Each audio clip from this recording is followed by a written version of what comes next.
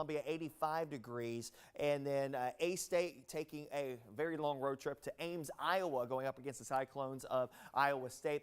Rain chances up that way, low 80s. But for us, it's going to be 90s. Tennessee and Norman, Oklahoma, 96 degrees going up against University of Oklahoma, Pine Bluff, UAPB, and Central Arkansas, 94 degrees. JSU and Grambling, 93. Nicholls State and Valley and Thibodaux, Louisiana, 91 degrees. You can tell that's going to be a humid 91 degrees. Arkansas and Auburn, 90 degrees for a high temperature out on the plains. TSU taking a short road trip over to Tennessee Tech and Cookeville, 90 degrees. And, of course, your Memphis Tigers taking a long road trip as well up to Annapolis, Maryland to take on Navy. Temperatures mid-70s. That's probably the best looking forecast, to be honest with you. So I think the folks who are maybe making that road trip up to Annapolis, I think you've got some great weather to contend with, at least for now.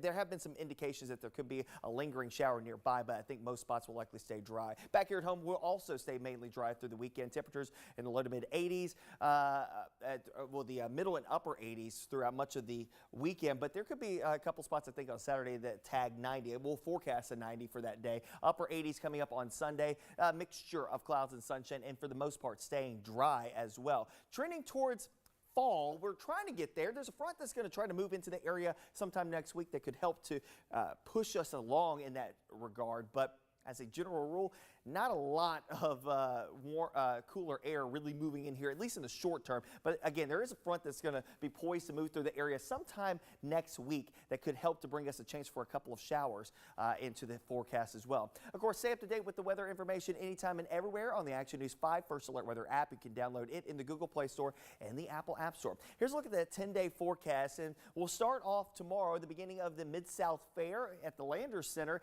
in South Haven, Mississippi. Temperatures in the 80s, not looking half bad in South Haven once gates open on Thursday afternoon rather. Work our way up down through the 70s through 10 o'clock in the evening. Winds should be flat, calm. Friday, the beginning of Greek Fest here in the city of Memphis. Temperatures will be closing in on 90 degrees. A fair amount of sunshine throughout the day, light and variable winds, but we'll stay dry, I think, both on Friday and Saturday. Speaking on Saturday, not only do we have Latin Fest 901 happening at Overton Square, we'll also have the Pizza Festival happening over in at the Agri Center on Saturday. Temperatures again and closing in on that 90-degree mark. I think we add in a few more clouds in the skies on Saturday, but otherwise I think the weather is going to be fantastic. So whether you're going to be going to one of these festivals, you can just be out and about, or hanging around the house, the weather is going to be fairly easy for you. And of course, for the folks who have been waiting for a little dry period to get out and get the lawn taken care of, I think you've got a good weekend to do that. And if you haven't shut down the pool just yet, you got a good pool weekend too. Next week, again, we'll wait for that front to approach the area. That could kick up a couple of showers. Not to mention, don't forget, first day of fall coming up on Sunday, officially starting 7:44 in the morning on Sunday. Weather going to be warm that day before we start to see the downward trend in temperatures. Now, a couple of things about next week's forecast in the extended range. There is a front. It's poised to move through the area at some point in time. The question mark is when exactly, and how does it make a trek through the area? Because it's not just that, it's also another entity. It's an area of low pressure trying to form off of the Yucatan Peninsula that will also play into that part of the forecast. I don't think impacts direct here if it does develop, but it will have impacts potentially in the Gulf by the latter half of next week. And behind that, it will be sweeping motion to get it out of here, to move it away from us, and hopefully some drier air, cooler air to move in here as we head towards the first weekend of fall.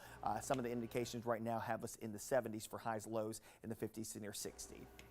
Okay, wow, that's some nice temperatures there for the first weekend of fall. But before then, I see some 90s in that forecast, Patrick.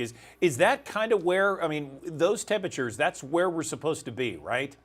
85, 86 is where we should be. So we're running a bit above average the next couple of days. Yesterday, we actually managed to spike up to 89 here in the city of Memphis. Went to 88 here at Action News 5. It wasn't terrible, but you definitely noticed there was some mugginess in the air. Today, the mugginess is gone for at least a brief period of time, but that mugginess is going to start to pick back up. You see that in the overnight low temperatures as well. So you'll definitely notice some changes. It's going to feel summery to round out the summer season. And as we roll into the beginning of fall, it's going to take a couple of days, but eventually we'll get to some fall-like temperatures next week. All right, meteorologist Patrick Ellis helping us out, kicking us off on a Wednesday. Patrick, thank you. No problem. And let's look at this high five camera here from Midtown Memphis. Again, it's 63 degrees at 7:09. Check out this one downtown showing the I-40 bridge. Beautiful out there. As you get going on your Wednesday, we'll be sure to keep up to date on the forecast with meteorologist Patrick Ellis throughout the morning here on WMC Action News 5's Digital Desk. Right now, let's switch gears a little bit and talk about one of our top stories this morning. This was the emotional testimony of Emmett Martin III. This is a former Memphis police officer testifying in federal court against his former colleagues, other Memphis police officers in court. Action News 5's Tavarius Haywood has details on that testimony. Martin was sworn in to tell the truth, so he can't lie about the events surrounding the beating death of Tyre Nichols. Now, Martin testifying that he knew what he did was wrong and that he lied and exaggerated his actions to justify his use of force. Now, Martin also testified that he was angry when he punched and kicked Tyre. He also testified that he believed Nichols was speeding and trying to beat the light when he tried to pull him over, even though he said that he had no radar detection. Now, he admitted unlawfully pursuing Tyre for about 2 to 3 minutes. When he and Haley caught up with Tyre, neither of them had their body cameras turned on. Now, Martin said in court Tyre was helpless and was not a threat to officers during the initial traffic stop or the final arrest scene. Martin said they never explained to Tyre why he was stopped and handcuffed in the first place. Jerry Askin will continue his coverage inside the courtroom in federal court in downtown Memphis. Tavarius Haywood, Action News 5.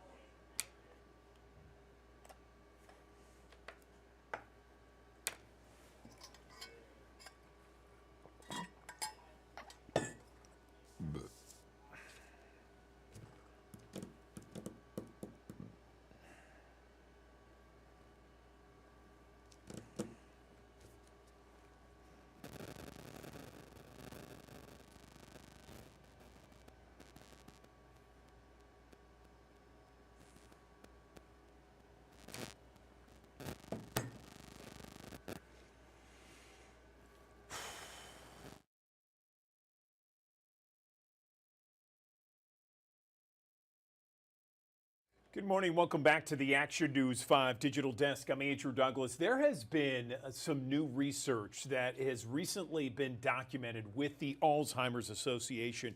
And this research covers 3 different areas, everything from blood tests to GLP-1, which is Ozempic, those sort of things, and processed red meat. And this research is, as I mentioned, recent, and it is something that really gives us more of an idea of maybe the factors involved with dementia and Alzheimer's. Let's bring in someone with the Alzheimer's Association. Amy French is a research champion and senior program manager with the Alzheimer's Association. She's joining us now on the digital desk. Amy, good to see you. Thank you for joining us. Let's talk a little bit about this recent research and what, from your perspective, you see as the most valuable aspects to it. Good morning. Good morning. And thank you so much for having us on to talk about these important developments. And my role with the association is to bring this information to the living rooms, to have the honor and the privilege to attend so many of these scientific convenings like the Alzheimer's Association International Conference that I just came from, and learn about what's happening in the field and bring it to the living rooms of the yous and me's of the world. So the blood test. As we know, the diagnostic process for Alzheimer's disease is very complex right now, and it requires extensive cognitive testing, usually brain imaging, that is expensive and not always paid for by insurance and not accessible to everyone, things like PET scan imaging. So a blood test that is now FDA approved as of this month will bring that capability of the primary care physician to do a preliminary blood test screening that will show at about a 90% accuracy rate the presence in the blood of what's called biomarkers or indicators that the disease process is happening in the brain. And that will, of course, accelerate diagnosis. It will eliminate the burden that is currently on specialists like neurologists and gerontologists who often have to do that preliminary screening. With that screening being done in advance, we know that there's a desert of specialists like neurologists and cardiologists. So it would take the burden off of them and enable primary care physicians to accelerate diagnosis and move forward with that. So that's very exciting and really groundbreaking news in the disease process.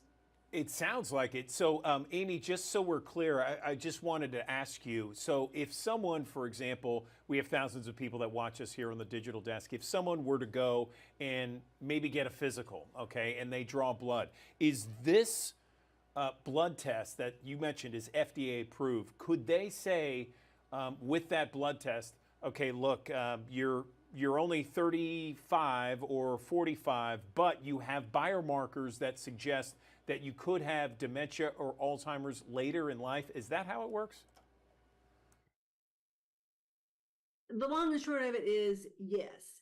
That test is not widely used yet. Obviously, it was just approved and made available, so it is not widely used. But that is what we envision for the very near future, for it to be a predictive test. As we know, the disease process for most chronic progressive diseases, be it kidney disease, heart disease, diabetes, and Alzheimer's disease, the disease process begins long before symptoms become obvious.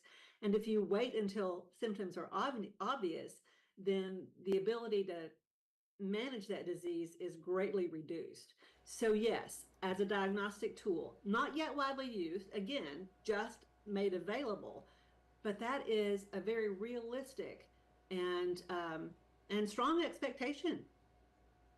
Yeah, I would think that anyone who has an opportunity to get this kind of test, to get it as soon as possible, because then the earlier you get it and the more that you have biomarkers, and the earlier, that means the earlier you can do things to stave off the dementia and Alzheimer's and do things to really kind of combat against some of the ugliness that we see of that disease. Is that right? That's true. And to be very clear, we do not have at this point in the research game, we don't have the ability to stop the disease entirely. We don't have the ability to prevent the disease entirely. Again, this is true of many chronic progressive illnesses as well. It doesn't make it acceptable, but it doesn't make Alzheimer's an exception in that regard. So what we really are looking at, as again, I keep saying it with chronic progressive diseases, is lifestyle interventions that really can make a difference in our risk factors for developing things like Alzheimer's and other chronic diseases. And by that, I mean things like one of the studies that I think you wanted to talk about today was the study about processed red meat. And that study backs up 100% the idea through a study that was done for over 130,000 healthcare professionals over the course of 40 years. So this is not just some fly-by-night study that goes, oh yeah, that's probably true. It is evidence-based research that shows that the consumption of 2 to 3 portions of something like bacon, or I hate to hate on bacon because everybody loves bacon, but 2 to 3 portions a week increases your risk of cognitive decline by 14%. That's a pretty significant percentage, and especially in regard to something that we do have control over and we can change. That doesn't mean you have to give up bacon forever. Maybe 2 or 3 times a month, it's fine. It's probably not going to hurt you. And also the good news is that unprocessed red meats, like just your normal healthy meat that you buy that's not full of nitrites and preservatives and sodium, it doesn't seem to have any factor at this point in time on your risk.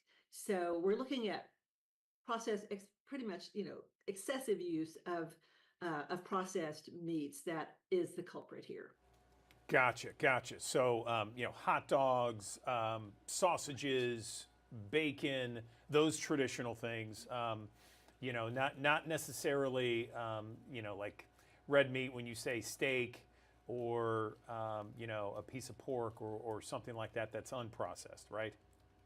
And yes, that's correct. And the guidelines that are in place for a healthy diet, like the Mediterranean diet, the DASH diet, all of those guidelines are still very, very much recommended in regard to overall health.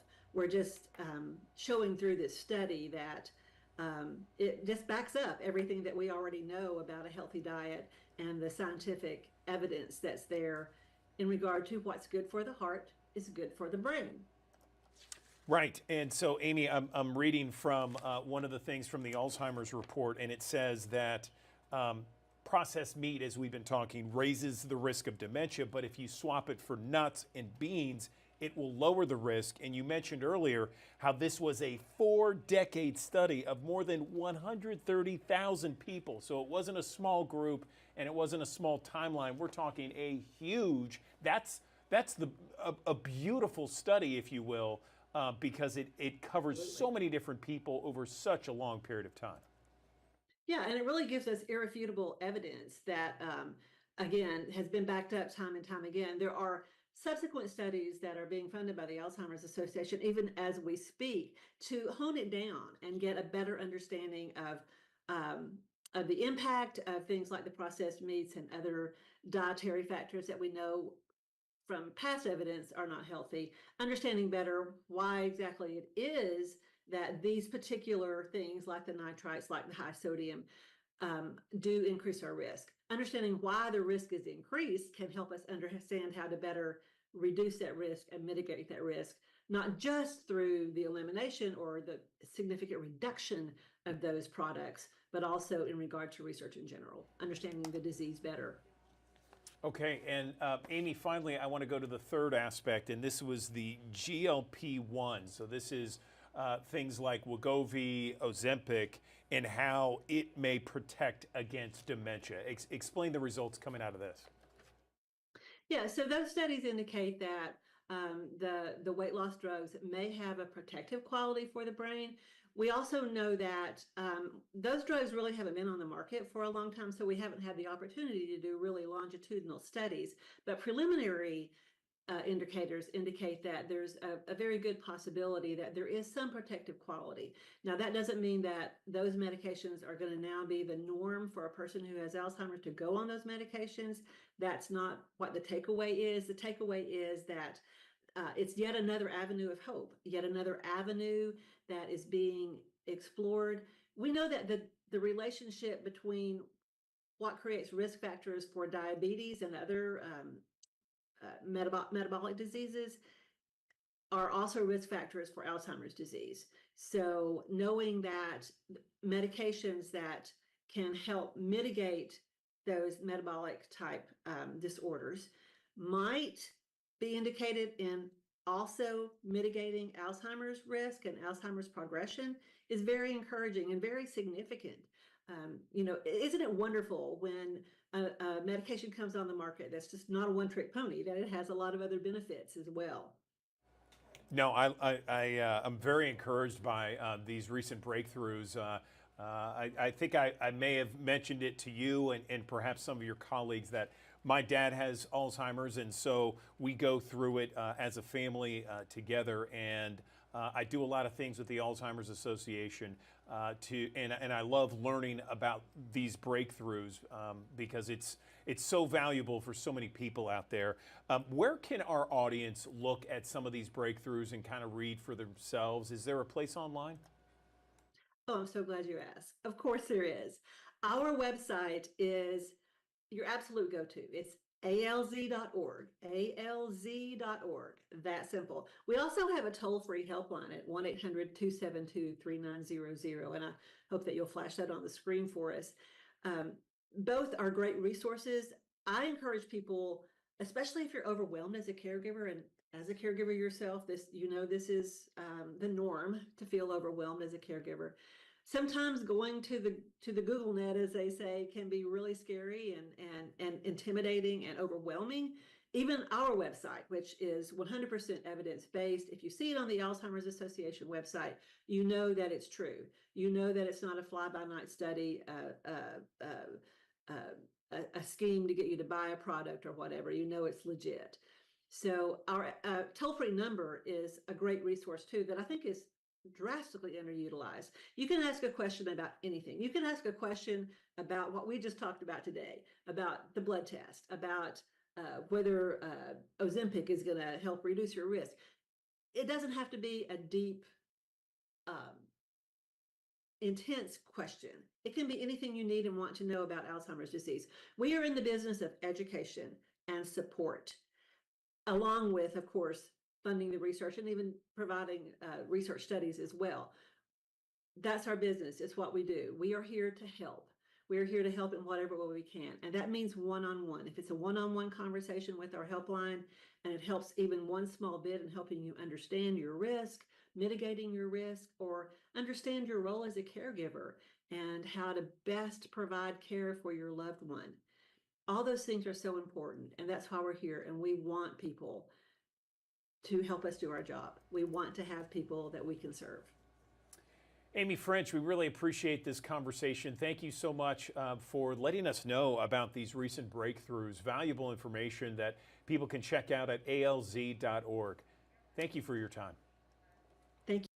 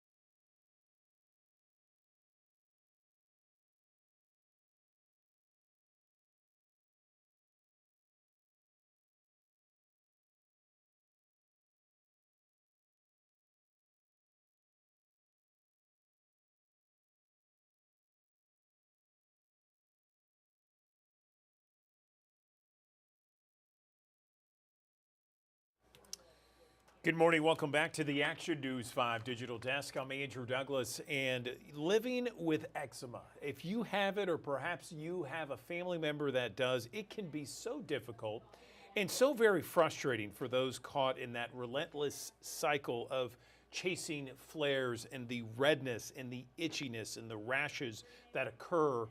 And they can occur anywhere all over the body. The good news is there is a brand new once daily steroid-free cream that can really help manage and help control eczema so you can enjoy your summer and all throughout the year, all the months throughout the year. Let's bring in a board-certified dermatologist to talk about this new once daily cream.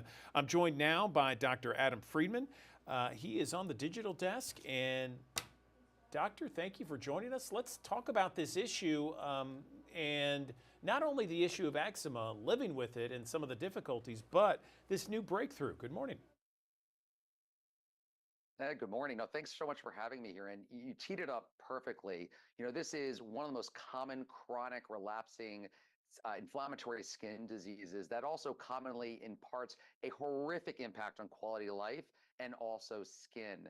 And to your point that it can occur anywhere on the body and the spectrum of clinical presentations is so diverse, making the right diagnosis can be a challenge.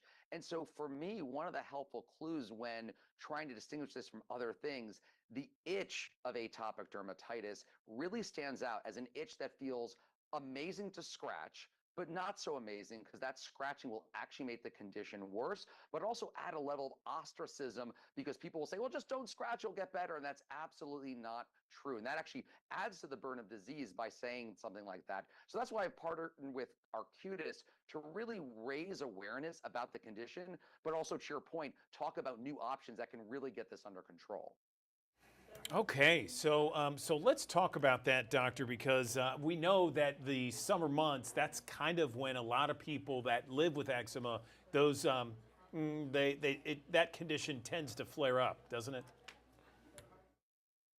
It can, so the physical heat, which we've had plenty of, the sweating that ensues, but also products we use to protect ourselves from the sun and from bugs, all of those can uniquely worsen active disease or even wake it up to begin with. But this is a year-round problem. Different elements, different environmental factors can trigger this. So patients are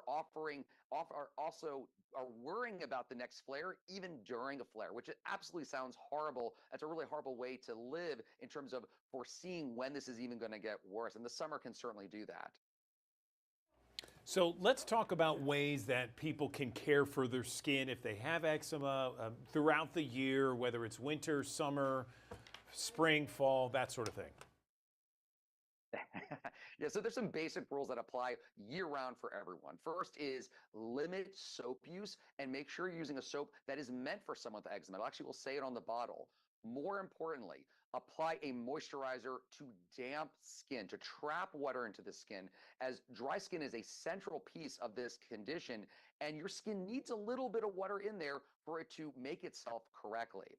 Now, these are great, but often don't cut it. And that's where FDA-approved medications, whether it be topical or even systemic, meaning they work from the inside out, can be extraordinarily impactful. And the most recent one that was just approved is called Zoryve or Roflumilast, 0.15% cream that is indicated for once-a-day use for mild to moderate eczema for those 6 and up. And remember, this affects so many ages. It's important to have options that can be used across that spectrum. Where can people go to learn more information about this new medication, maybe some of the side effects? Are there any, by the way, and where can they go? Yeah, so first off, easy answer. You can go to Zoryve, ZORYVE.com for more information about the medication and atopic dermatitis.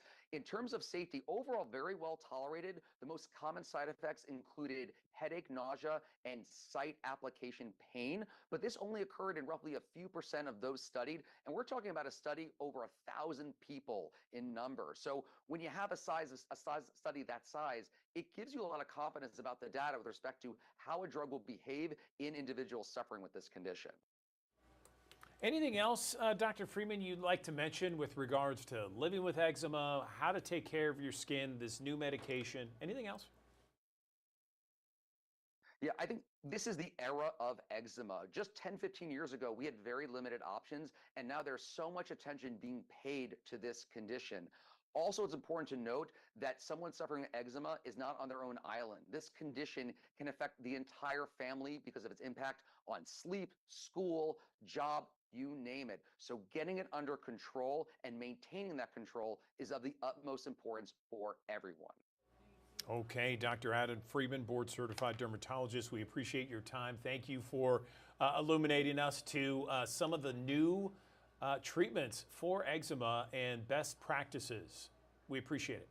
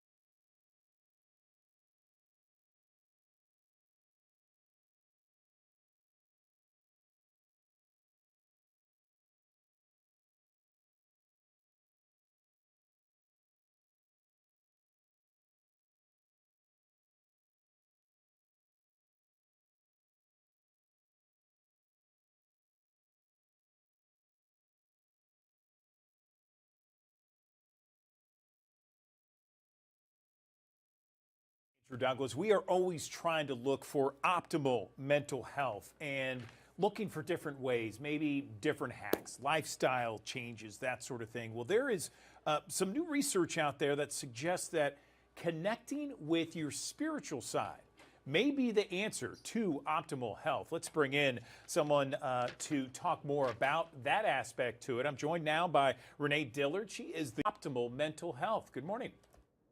Good morning, Andrew. It's wonderful to be with you today, and I appreciate the opportunity for this good conversation. especially over the past few years, during and coming through the COVID-19 pandemic, we find ourselves in a season where we can imagine that really every person we meet is dealing with something. I think that experience of the pandemic in many ways revealed some realities about our mental health and then exacerbated some symptoms related to mental health. One unexpected gift of that season is that while stigma is still present related to mental illness and mental health concerns, we are more open talking about it. And I think that includes within our faith communities as well. So while that stigma is still present, our faith communities are a wonderful place to have that conversation.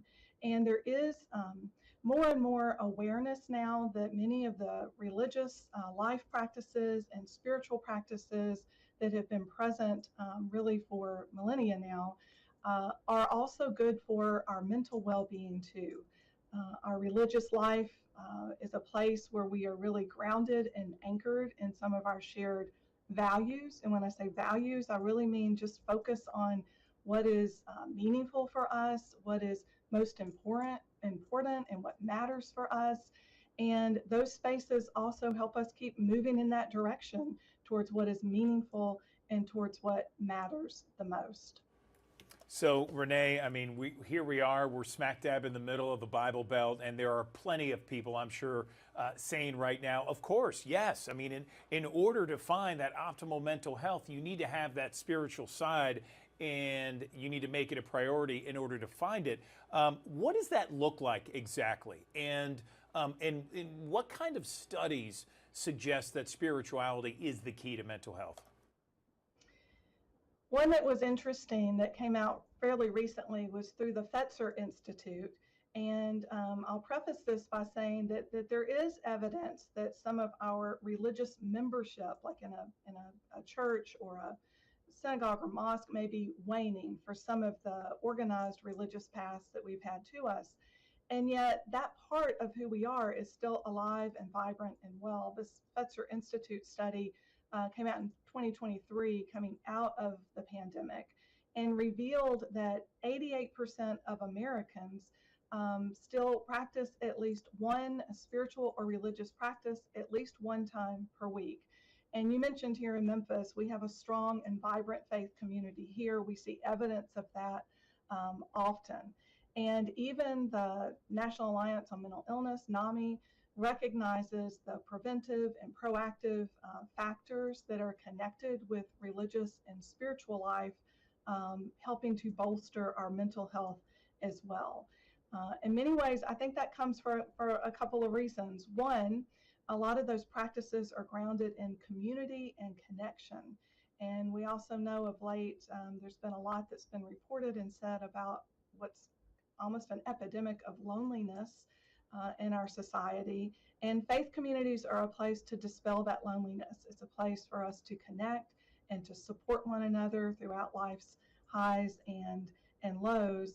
And then the personal practices that are connected with spirituality and with religion, practices of prayer and meditation, of contemplation, of silence, and then our shared practices of worship together, outreach and service together.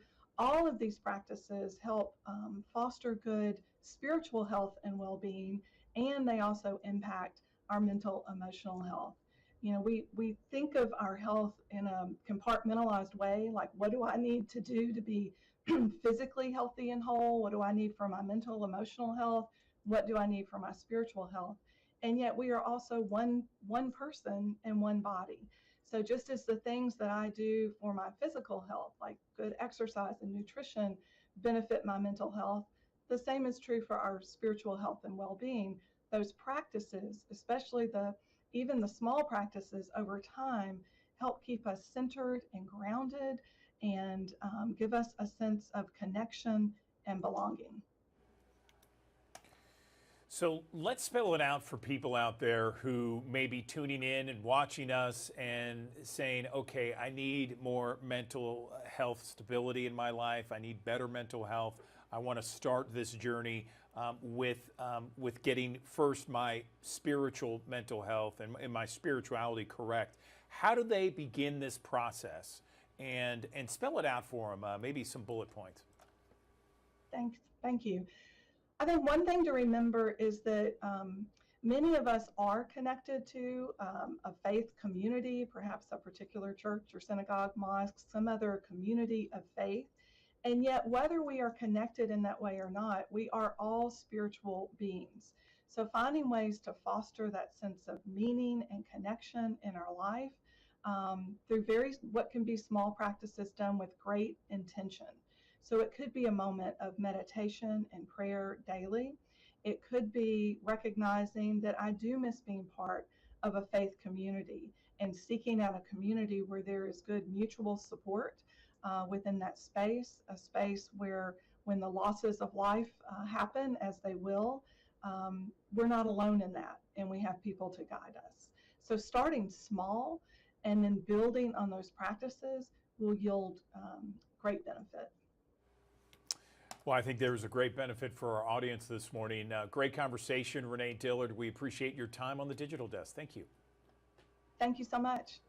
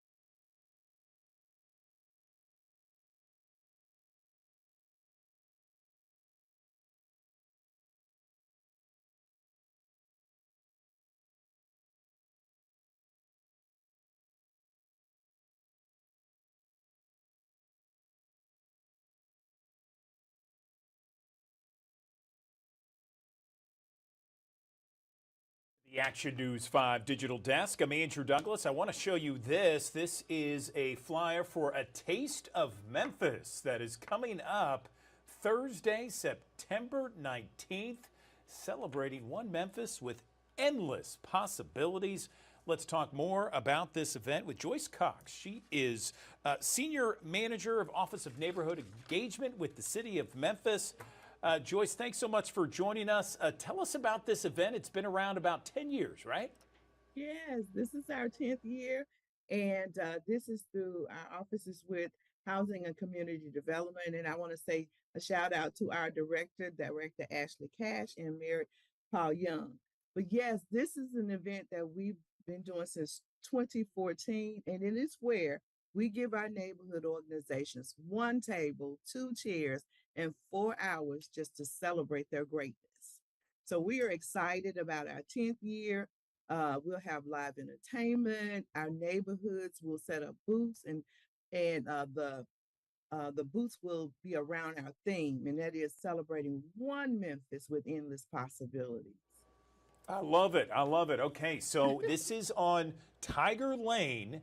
Tiger Lane. And this is from 5 until 10 o'clock in the evening. That's correct. And it's a Taste of Memphis. So tell me about the food, because we all, of course, want to know about the food. Well, let me say this. It's a play on words, okay? It is a Taste of Memphis, but Memphis is just not known for our food. We'll have all kind of food trucks there. We have the Chicken Man. I think that's how you say it, the Chicken Man. We'll have Deuce Wagon, Fiesta Wagon, but we'll also have our neighborhoods. And like, for example, we'll have Glenview Community there, Orange Mound, Klondike Smoky City, Frazier. And, Frazier this year, and for the last couple of years, they've had at least 30 booths around their neighborhood associations, around businesses in the community, just to connect.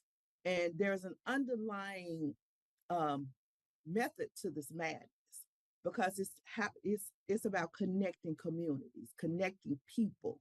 Because one thing we do want to do in this, make Memphis a better place to live, work, and play. And how not better than to get to know one another. But I let me tell agree you about with some you. of our entertainment as well. We'll have Okay. Evie McKinney. We'll have Evie McKinney. She's going to be there. Tevin Lavelle. We'll have the Nubian Sirens. They'll be there. We'll have Young Actors Guild.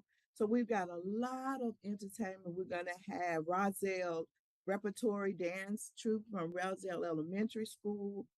We're going to have Haven View Middle School Band. So we're so excited about bringing the community together. Okay, Joyce. So we have, here it is, once again, to let everybody know, 5 to 10 o'clock, Thursday, Exactly. September 19th, Tiger Lane, Liberty Park there. If someone wants to go, is there a way to sign up? Can they just show up? Do they have to pay anything? How's it work? It is absolutely free to the community. Now they'll have to come in on the Parkway side in gates 8 and 9, because also that night there will be the fair is going to be there. So we have all of Tiger Lane reserved just for our community to come out and enjoy one another. Oh, let me not forget, we got a kids zone, and the kids zone will be showing a movie in furnished by Parks, and it's called Panda 4, Kung Fu Panda 4. That's it. That's it. My son is in the boat, so That's great. Yes. Those kids know exactly what you're talking about, too. yes. Yeah, So they we're certainly excited do. about that. Okay, that sounds great. Well, listen, Joyce, if there's, is there a place online where people can go maybe get some more information about it? Yes, yes. They can go to memphishcd.org. Okay, And that, memphishcd.org. I see it there on the bottom of the flyer. yes, Anything else you want to say before we let you go? yes, yes. And they can also contact our office. They can contact us at 901-636-7404. Okay, And Thursday, please, September 19th. Yes. please, yes, please come out and show your support to these young people that are doing the talents, expressing their talents, enjoy the food, and let's talk to the neighborhood organizations, because we do have a first, second, and third prize competition. It's a friendly one. And the neighborhood organizations, they are so excited because this is our 10th year and we got some fabulous stuff that's happening out there that night. So come join us. And the mayor will be there as well. Okay, all right. Again, Thursday, September 19th, 5 to 10 o'clock in the evening, Tiger Lane, Liberty Park. Make sure you come on the Parkway side, celebrating One Memphis. Joyce Cox, thanks so much for talking about it, and look forward to an amazing event. We appreciate your time. Thank you. Thank you for having me.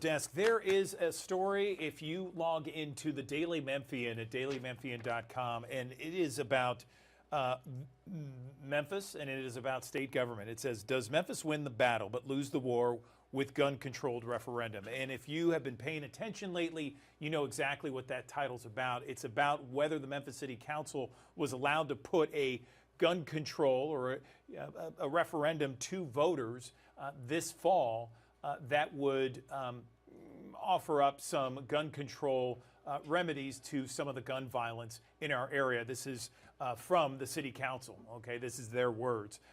But initially, state leaders said, one, don't do it because it goes against state law. And two, if you do in fact do it and you implement it, we're going to take away local sales tax that is going to Memphis for other projects, other areas, other improvements. Let's bring in the author of this article because it is something that has caused a lot of debate in Memphis and across the Mid-South. I'm joined now by Sam Hardiman of the Daily Memphian. He is the city beat writer for the publication and does great work there. Sam, good morning to you. What else am I missing? It's almost like a political office, like in office politics, I should say, where, if you are not too careful and you upset the wrong people, then you're going to be feeling it, right? That's right. And so, yeah, good morning, Andrew, and thanks for having me on. One of the things that people need to keep in mind is now these gun referendums, which they wouldn't preempt state law. They essentially are referendums that if the voters pass them on November 5th, and there are three questions, it would be restrict the use and the carrying of automatic weapons. It would give the city the ability, if the state enabled it, to institute a red flag law. And then the other one, I'm sorry, is escaping me at the moment. I apologize. But essentially what is happening here is these referendums are on the ballot. Chancellor Melanie Taylor Jefferson sided with the city of Memphis last week and essentially said, yes, they can be on the ballot because whether or not they're illegal and preempted by state law doesn't matter until the voters actually pass them. And so that's what is now the stakes are. And House Speaker Cameron Sexton said in a radio interview last week with conservative radio station KWAM here that he plans on filing a bill that would take away sales tax from the city of Memphis. And so the article you're referencing, and you can find it on dailymemphian.com, asks the question, essentially, what is next? What will happen here? Because the city prevailed in court. The city council prevailed in court.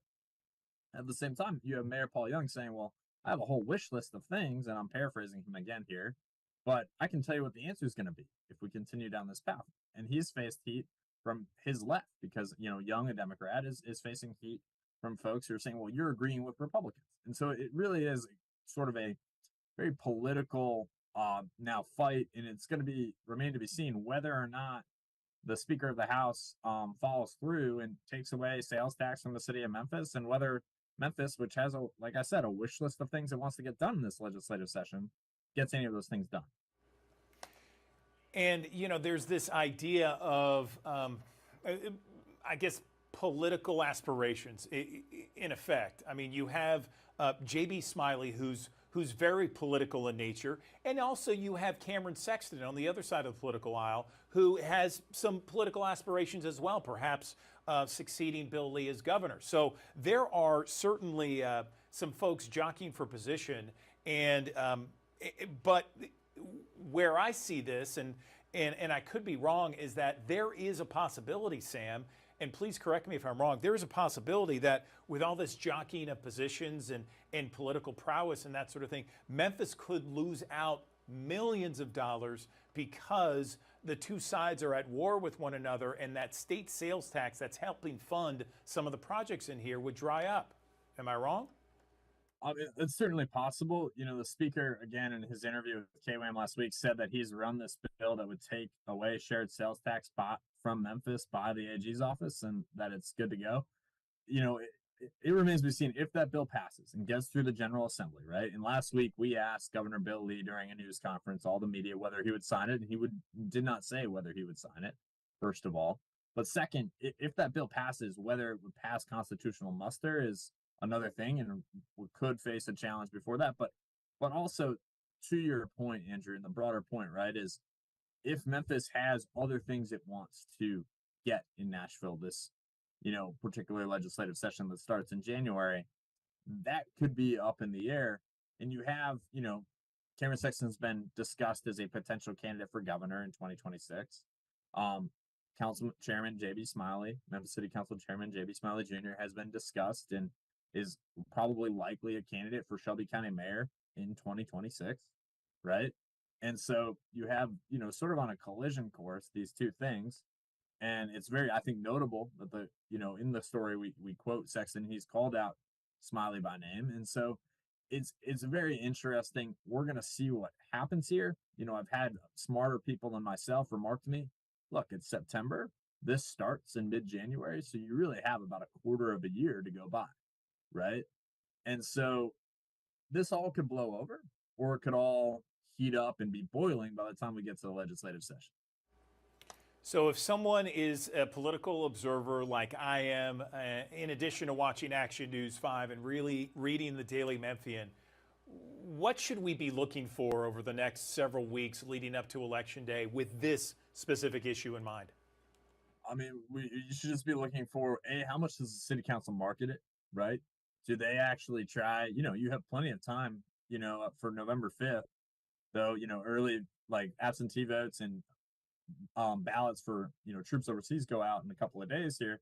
You still have plenty of time to say market something, right? Like you could definitely get on the airwaves and push this referendum, which would be very interesting. Which would be very interesting. Or you could just let it chill. It's on the ballot and you don't do anything. And whether or not that happens would be really interesting, I think, because essentially you could then say, if you didn't market it a ton, hey, we didn't market this at all. Yes, we got it on the ballot. We weren't going to let you take it off, but we didn't put, the full weight and political weight behind this. And so that's going to be super interesting. And then also Election Day is going to be super interesting. But beyond the presidential, race, which will obviously be very interesting, though maybe not very climatic in Memphis and Tennessee, you're going to have these referendum on the ballot. And that will be interesting to see. It's a very long ballot, right? Do people get all the way to the bottom? Do they, want these measures or not? And so I think it's going to be really interesting. I agree. Very interesting indeed. And we'll have a front row seat watching it here on the digital desk with you. Sam Hardiman of the Daily Memphian, dailymemphian.com. Anything else before we let you go, Sam?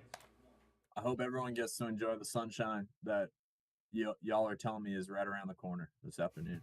I'm really hopeful that it's true and there is some sunshine. Right, because this rain is good for the grass, bad for the golf game. And we know how much we all like golfing out there and hitting the back nine especially, or the front nine. Sam Hardiman, appreciate your time as always. Thanks. Thanks, Andrew.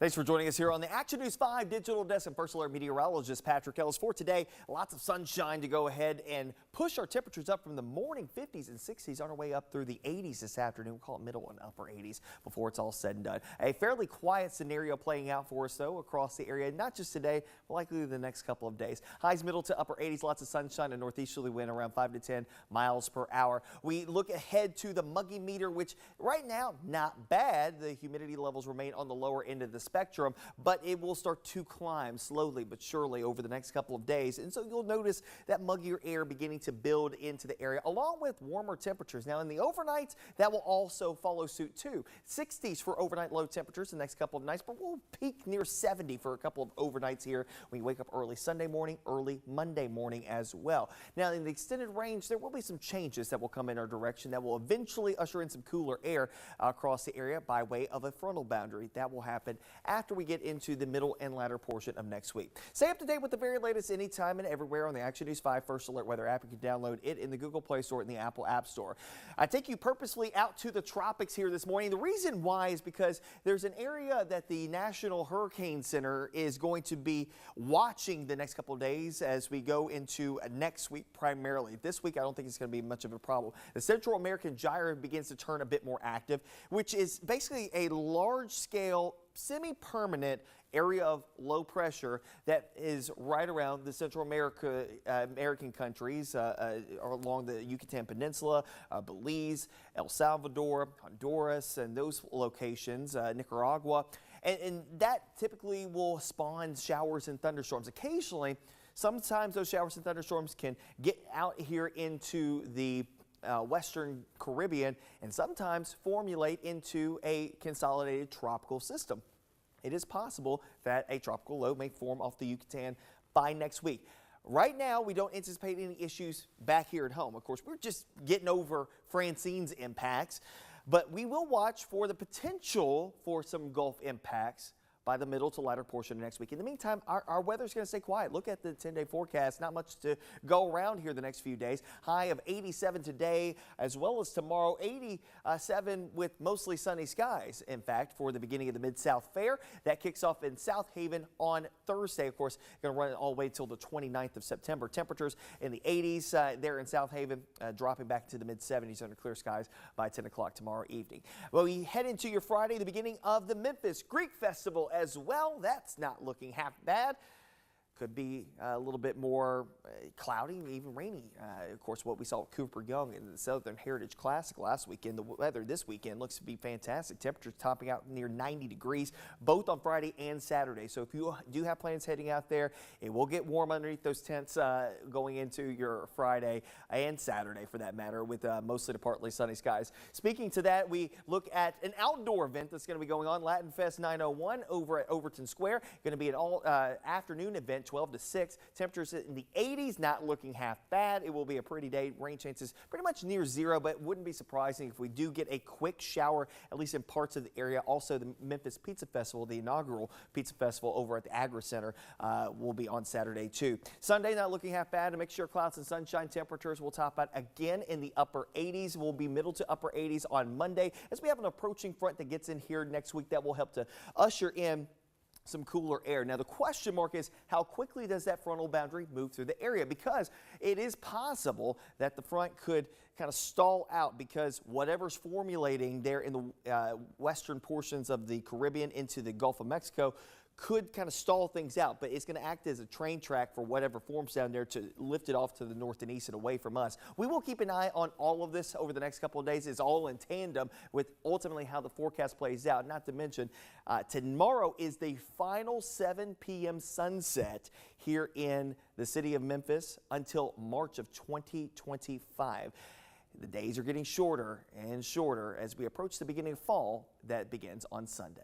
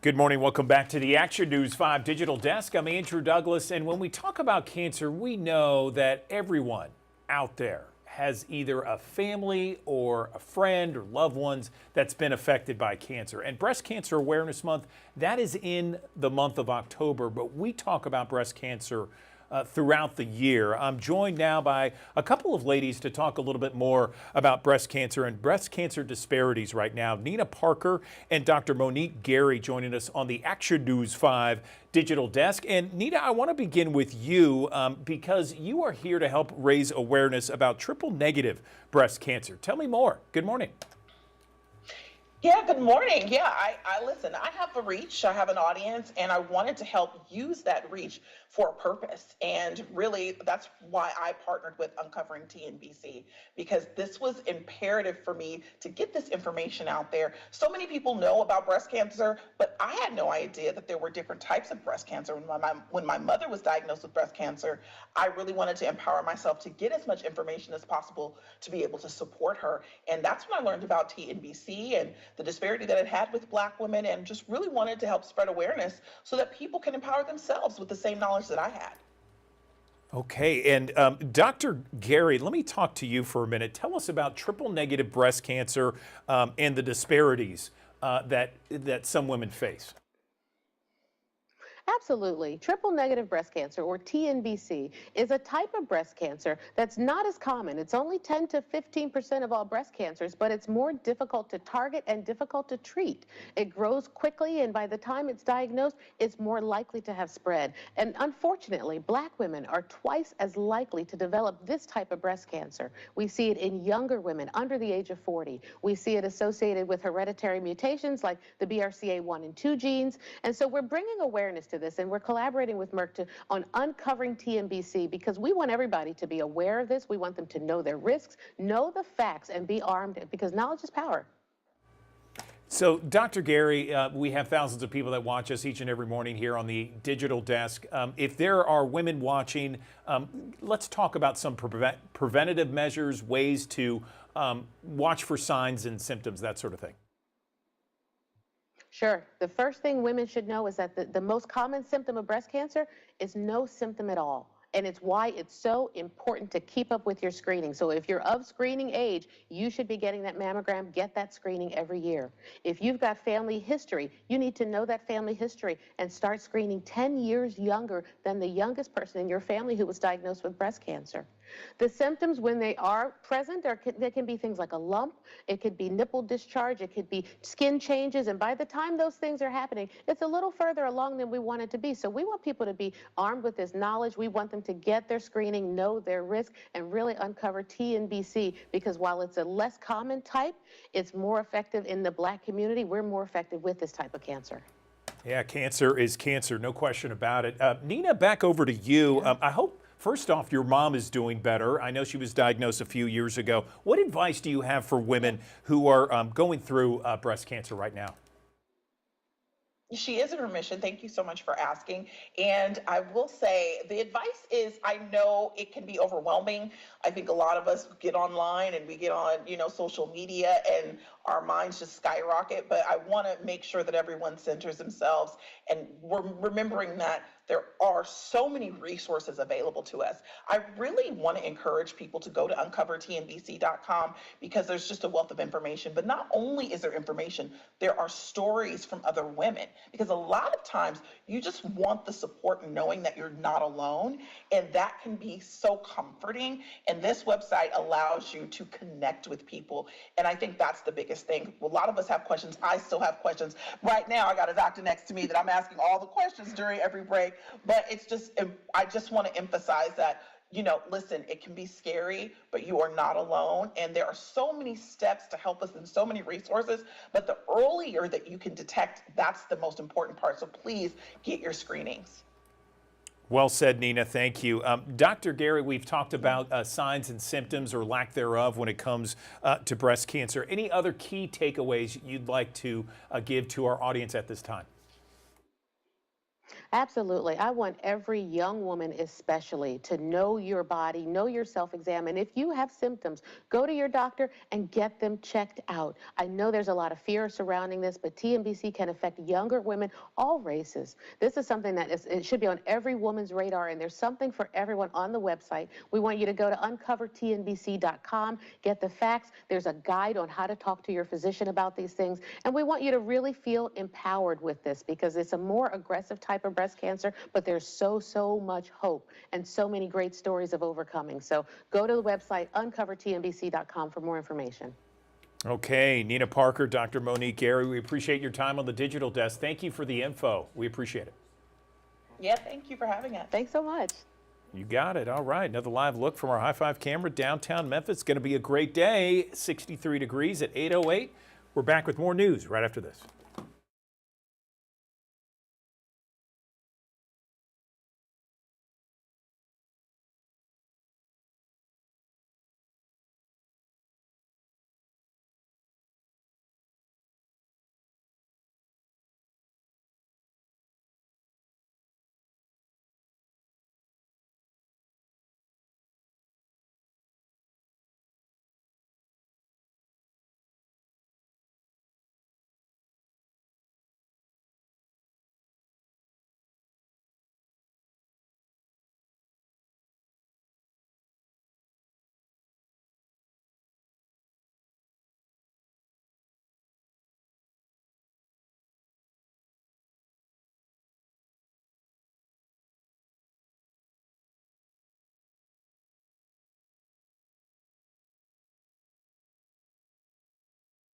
Back to the Action News 5 digital desk. I'm Andrew Douglas, and September is Suicide Prevention Month. Youth Villages is always looking for ways to make sure that they engage students, parents, family members, so that there is an idea and an understanding about anyone's mental health. And if there is a need there, to get that need as soon as possible, get that need taken care of. Awareness on mental health, so key. Let's bring in someone that can help us understand a little bit more about the need for awareness. I'm joined now by Michael Stemkowski. He's Clinical Services Director at Youth Villages. Welcome back to the Digital Desk, Michael. Thanks so much. So when it comes to awareness of suicide prevention and just the need for better mental health out there, where do we begin when we discuss this topic? Good morning.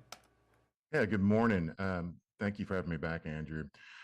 With Suicide Prevention Month, one of the things that we're focusing on here at Youth Villages and many of the agencies out there is supporting connection, connection to information, connection to resources, connection to those around us as a way to prevent suicide. That's great. And so when you talk about connection, is it sitting down with someone who has these thoughts? Is it more than that? Describe what that means. Sure. At Youth Villages, we work with a lot of young people and families. And one particular young lady that we worked with a few years ago, her name was Katrina. She was really struggling with, just some basic food, health, resource needs. And so sometimes that connection to young people is helping them to get what they need through resources that are physical, but also mental health resources. We know the young people that we work with come from hard places. And how do we get them connected with mental health resources if they live in a rural setting? When you consider our viewing area here this morning, there are certain areas where it's hard to get connected to mental health treatment. So we might facilitate, that connection to a mental health provider, or we might go into the home and be that mental health provider for that young person or that young family.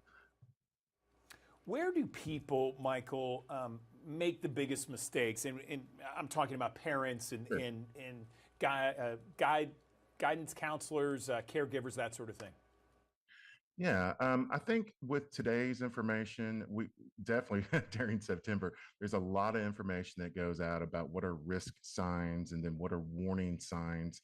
And what it gets down to in terms of connection is, do we feel comfortable talking with one another, with individuals who may be experiencing some risky thoughts, right? And that would be like if an individual were to talk about killing themselves, or feeling hopeless, or feeling like they have no reason to live. That's a really great opportunity, both for professionals and for parents and teachers, to go ahead and start to have that conversation. One of the things with Suicide Prevention Month is that we want to focus on reducing that stigma, that it's okay to talk about this. If we see something, go ahead and say something, start that conversation, because often we may be that gateway to connect an individual to information, resources, or the mental health treatment that they need. Sometimes we can just listen, and that's probably one of the things that, Andrew, to your question about if there's one thing we could improve or sometimes we might stumble with, is how well do we listen when somebody's expressing that issue that they're dealing with, that concern or that need.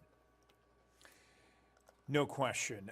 So if there were some bullet points, Michael, that we could, list for the thousands of people that watch us here on the digital desk, if we had like maybe 3 or more bullet points, where would you begin to really kind of maybe assess, or signs, that sort of thing, begin when it comes to someone who might be in trouble, and what to do afterwards?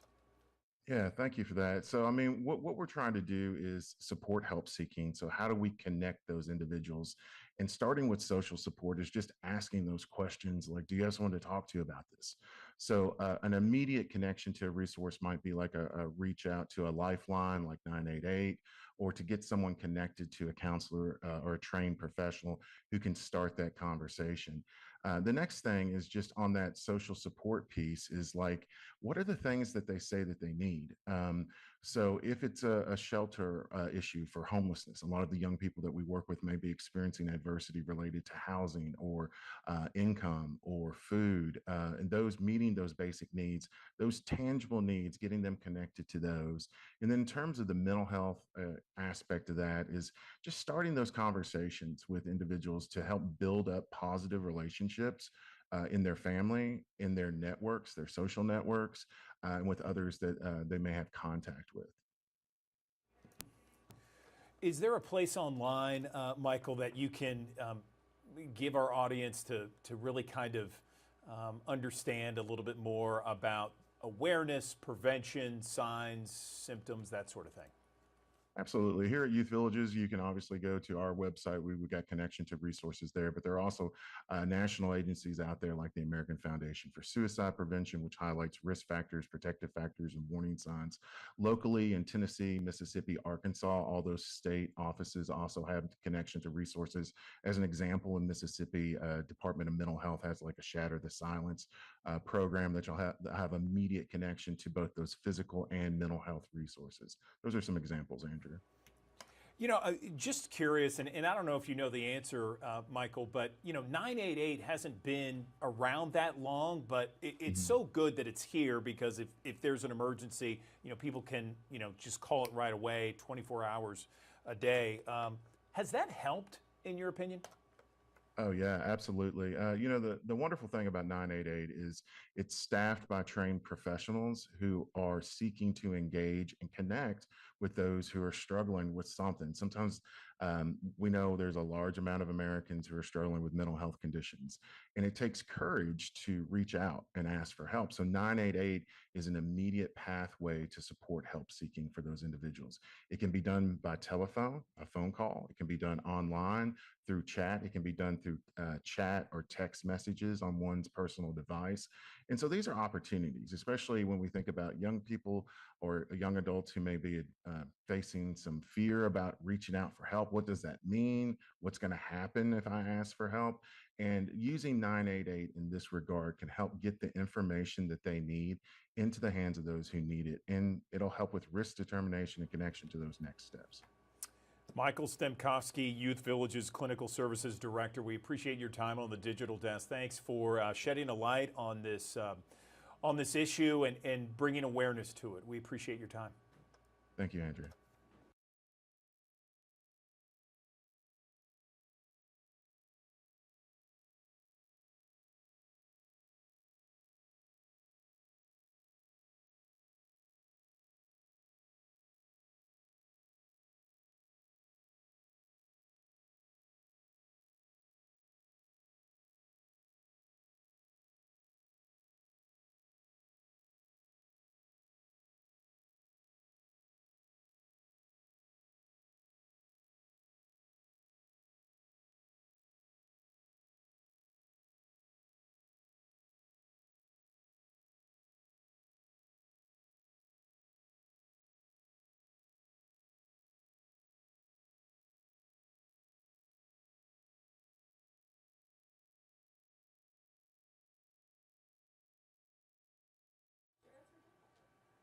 Welcome back to the Action News 5 Digital Desk. I'm Taylor Tucker in for Andrew Douglas. We have a good one for you today. We're talking about the Memphis Greek Festival coming up next weekend, and here to tell us all about it is our friend, I think I'm out the camera here. Let me go to you.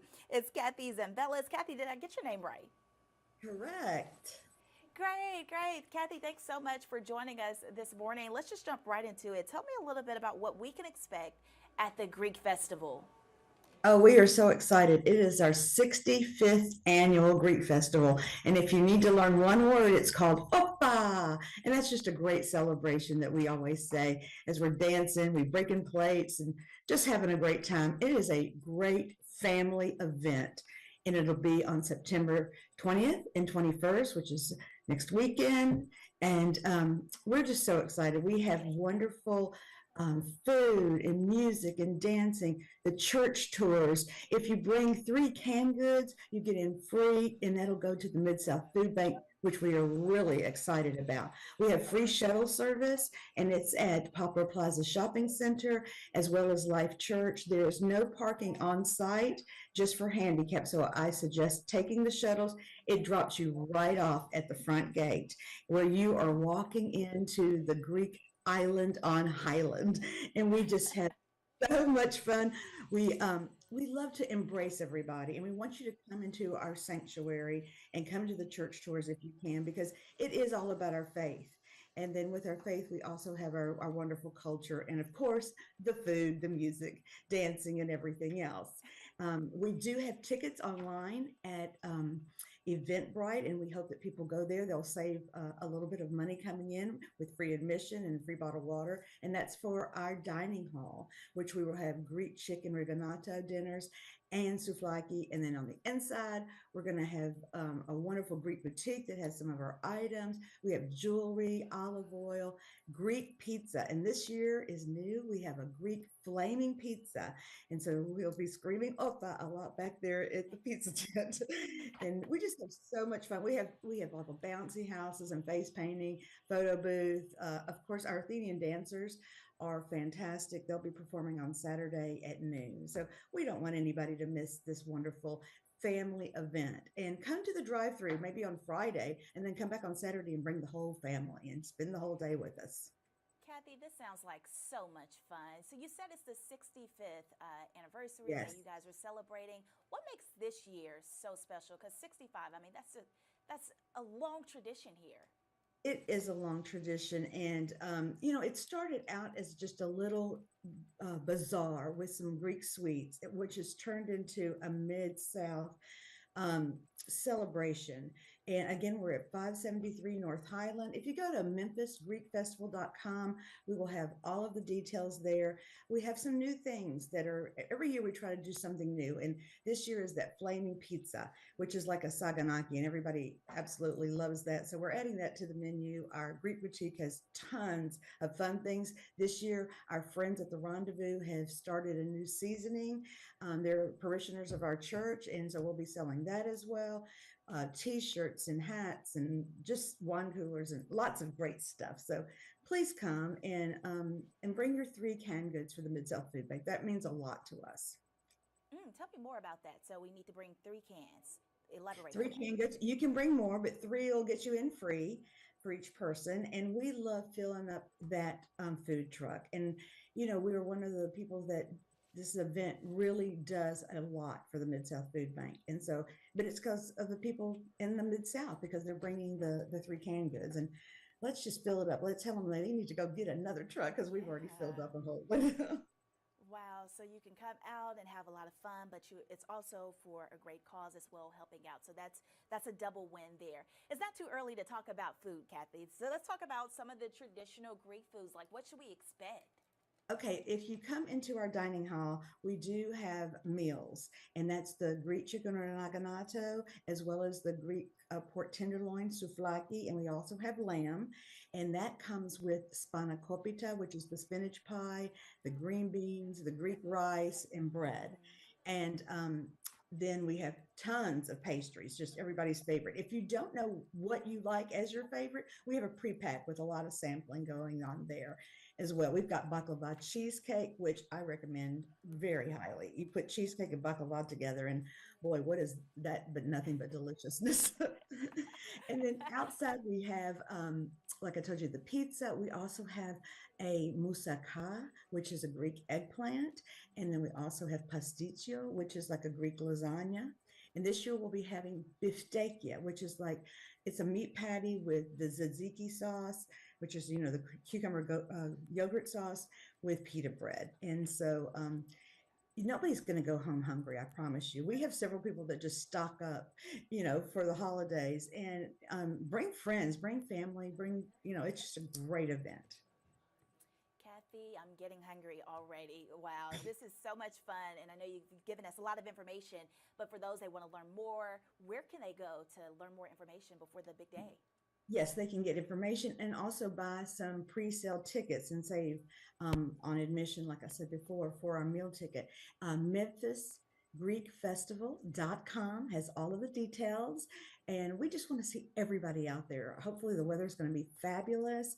And we're just so excited to have this event. In 65 years, that means a lot for our community. Let's talk about the next 65 years. Where do you see, how does this festival continue to grow? You know what's so wonderful? We have a lot of our young people that are involved, and that just shows us that they have the love of our faith and our culture and family and embracing everybody. And that's pretty much what our Greek heritage is all about. Once you got in there, you have become Greek for the day. So, like I said, come to the little island on Highland, be taken away. We'll save you the plane ticket and you'll have everything that you ever wanted right there. 573 North Highland, right at Sam Cooper. And be sure to use the shuttles because that is the best way to go. And bring your canned goods from Mid-South Food Bank. And you got to learn the word, oppa. There we go, Kathy. Thanks so much. This was a lot of fun. I know Andrew Douglas is so jealous that I get a chance to do this interview. But was there anything else that you wanted to add that I did not ask you today? I want to be sure that everybody comes into our church. You know, they come for the food and the wonderful wines and the music and dancing and things like that. But come into our church. Our sanctuary is probably one of the most beautiful sanctuaries you will ever see. If you have time to stop for the tour, learn about our faith. The Greek Orthodox faith was the original church, the original faith. And what you will learn, we have a lot of people that join our church after they've come and learned about our church. So that is really the first and most foremost thing that I think is important about our festival. It is an opportunity for us to come out and just let people know what our faith is all about, and then come and enjoy all the wonderful food and dancing and music and just have a great time with your family.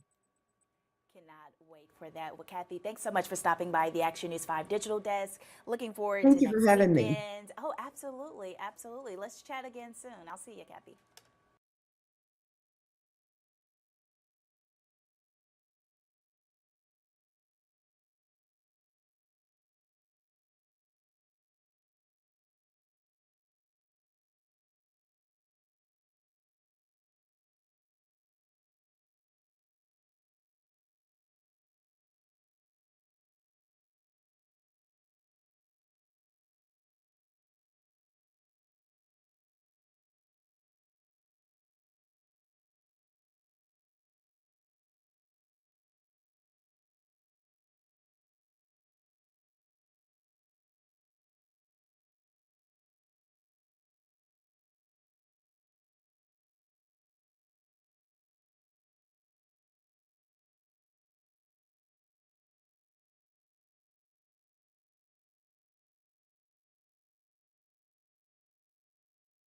Thanks for joining us here on the Action News 5 digital desk. And First Alert meteorologist Patrick Ellis. For today, lots of sunshine to go ahead and push our temperatures up from the morning 50s and 60s on our way up through the 80s this afternoon. We'll call it middle and upper 80s before it's all said and done. A fairly quiet scenario playing out for us, though, across the area. Not just today, but likely the next couple of days. Highs middle to upper 80s, lots of sunshine and northeasterly wind around 5 to 10 miles per hour. We look ahead to the muggy meter, which right now, not bad. The humidity levels remain on the lower end of the spectrum, but it will start to climb slowly but surely over the next couple of days. And so you'll notice that muggier air beginning to build into the area, along with warmer temperatures. Now in the overnights, that will also follow suit too. 60s for overnight low temperatures the next couple of nights, but we'll peak near 70 for a couple of overnights here when you wake up early Sunday morning, early Monday morning as well. Now in the extended range, there will be some changes that will come in our direction that will eventually usher in some cooler air across the area by way of a frontal boundary. That will happen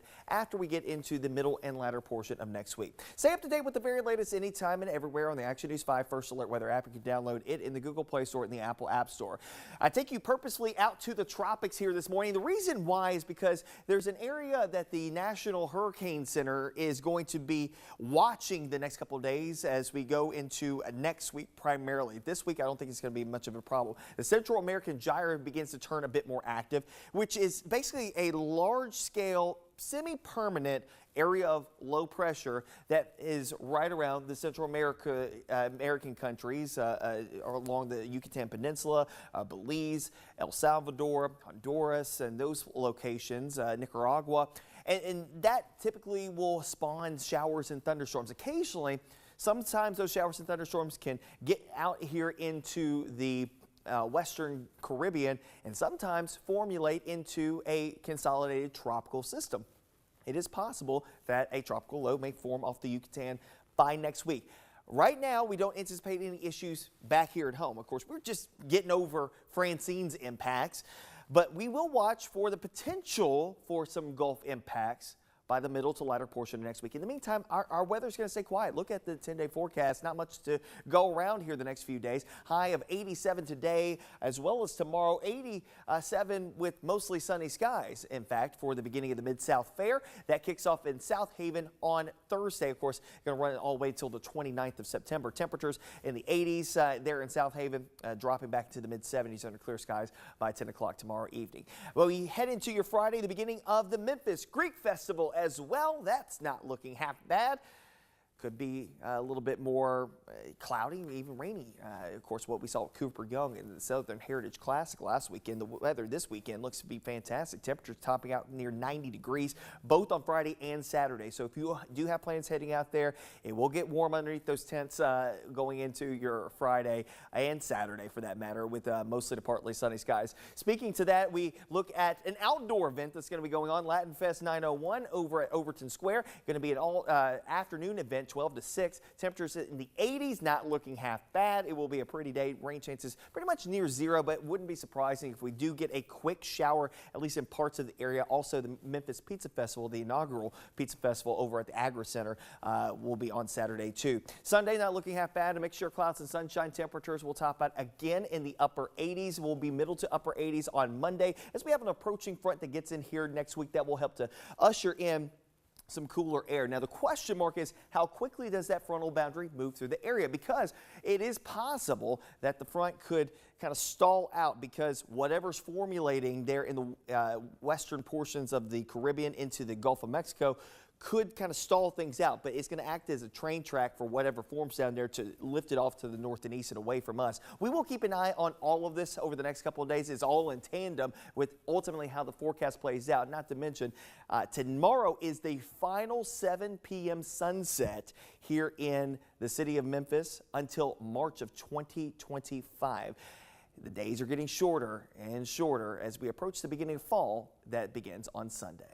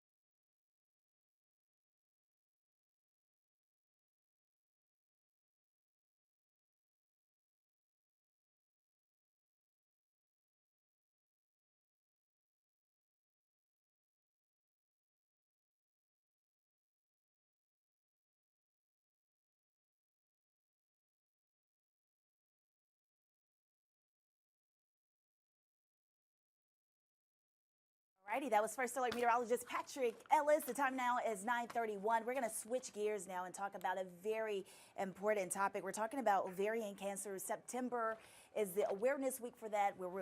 I should say month, where we're going to spend that month discussing everything you need to know as far as detecting those early signs and just learning everything about that disease. And joining me now is Dr. John Shurgi.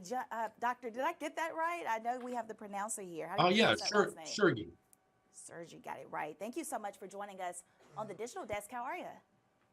I'm terrific. Thank you for inviting me. No, thanks for stopping by. I know you were standing by, so let's just jump right into it. Let's talk about warning signs. That's the biggest thing here. What can you tell us? What should we look out for? The important warning signs are the 4 classic symptoms, and that has to do, if you think about ovarian cancer as an ovary the size of a pumpkin and producing about a gallon of fluid, you can easily understand that the 4 symptoms are pelvic pains and bladder dysfunction, as well as bloating and your stomach feeling squished all the time and not having any appetite. And so the point is most patients have these symptoms for a long time, and the doctors just don't pay enough attention to it. Yeah, so how serious, I mean, this does sound serious, but how serious can this disease be? Well, it's usually detected at advanced stage 3 or 4, which means that a combination of surgery and chemotherapy is required. But most people will relapse and succumb to the disease. Oh, wow. So I'm really glad that we're having this conversation then, because it sounds like the earlier you know, or the more you actually spend time detecting, you can potentially save your life. Is that true? Yeah, I think there's a lot of truth to that. I use the example of Barack Obama, President Obama's mother, who went from doctor to doctor for months and was not diagnosed until it was too late. So please, a woman needs to advocate for herself. Absolutely, doctor. So let's talk about who's most at risk for getting this disease.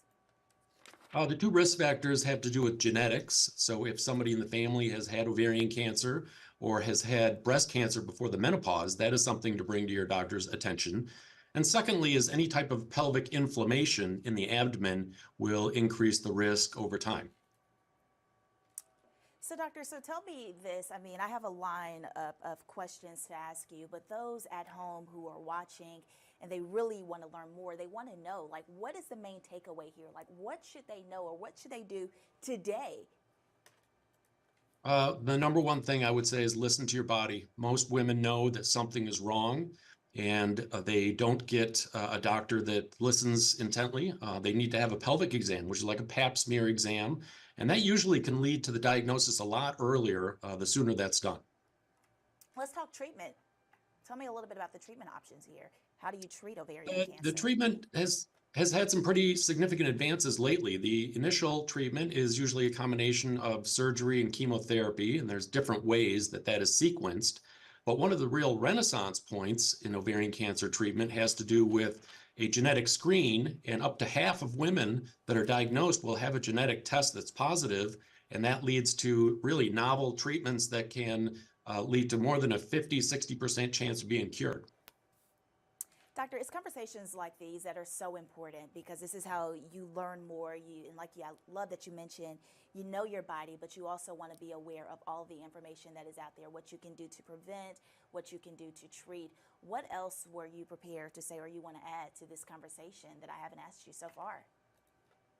Well, one of the interesting points that's come out lately is within the last 10 years, it's increasingly obvious that the cancer actually doesn't start in the ovary, as far as we can tell. It starts at the tip of the fallopian tube. And so that's a real game changer as far as getting your head around ovarian cancer.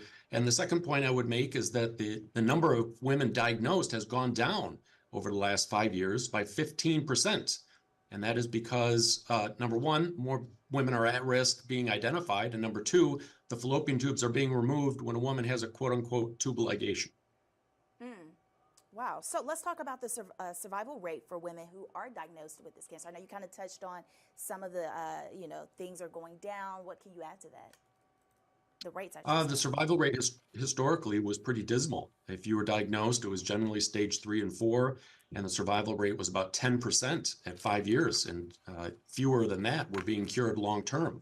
However, now that up to half have a genetic mutation that's identified, we can add what's called a PARP inhibitor, but it's a fancy oral drug that is used at the end of treatment. And what that seems to do is kill off these microscopic cancer cells that were otherwise lingering, and is leading to much more of a cure rate in the 50 to 60% range. Doctor, I know you could talk about this subject all day long. There's so much information. For those who are interested in learning more, where can they go online, or where should they go in general to learn more? American Cancer Society is one location that has a lot of helpful information. The National Cancer Institute is another. And there's what's called the NCCN, but it's the guidelines that we all pay attention to. And we're at the University of Tennessee, we're part of that. So there's a lot of good websites out there to get yourself informed. All right, doctor, was there anything else that you would like to add before we wrap up this interview? Just to reiterate, listen to your body. And if you're having symptoms that seem unusual for you and they're persisting over 2, 3, 4 weeks, bring it to your doctor's attention and insist on having an exam. All right, Dr. John Surgery, thank you so much for stopping by the Action News 5 Digital Desk. We look forward to chatting with you again. I'll see you. Thank you so much.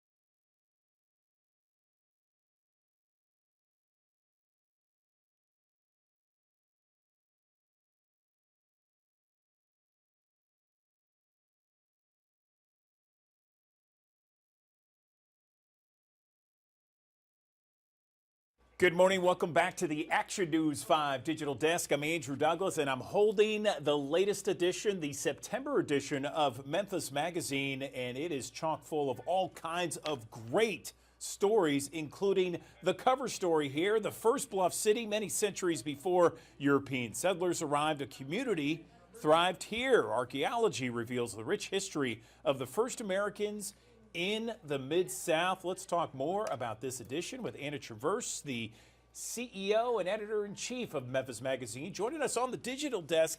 Anna, I love this. This brought me back to a book that I read several years ago. This goes back several years, Undaunted Courage. It was the expedition of Lewis and Clark, and they referred to Memphis as Chickasaw Bluffs. But what's great about this story written by Chris McCoy is that it goes back much further than that. I mean, and the artist renderings, I should say, they're amazing in the story. I love it. Hey, thank you so much. And I love the cover photo too. It's by a gentleman named David Dye, and it almost to me looks like a painting. But it's a photograph of one of the mounds that First Peoples constructed right around this part of the country. So I am just so in love with this cover story. The genesis of it was a conversation that we had in one of our editorial meetings, and we were just talking about, if you're sitting somewhere in Memphis, looking out your window, trying to cast your mind back to who and what might have been here, not just 100 years ago, but 500 years ago, 1,000 years ago, 2,000 years ago. And so Chris McCoy really took that idea and ran with it and just talked to a lot of experts in the field of archaeology and learned so much about who was living here. Because of course, there were communities that were living and thriving right here in this part of what we now call the United States and what we now call Memphis. And I just think it is so absolutely fascinating to think about who those people were, how they were sustaining their lives, what their days might have looked like before European colonists came here. So we just really dove into that, and I'm so excited for people to learn more and get curious about thinking about this place in new ways. Yeah, I agree with you 100%. Something that I like to do, and I've mentioned this before, Anna, is one of the first things I like to do is check out this piece because I think it's pretty great. And it's Letter to the Editor, I should say, and it's your piece. I just think, and it's not because I'm talking to you right now, I love your writing style. I tell my wife, I love your writing style, and you really we get a little glimpse of you as a person, and then Memphis and different things in your environment that affect you and you think about. I love that. I hit on that, and I hit Vance Lauderdale right away.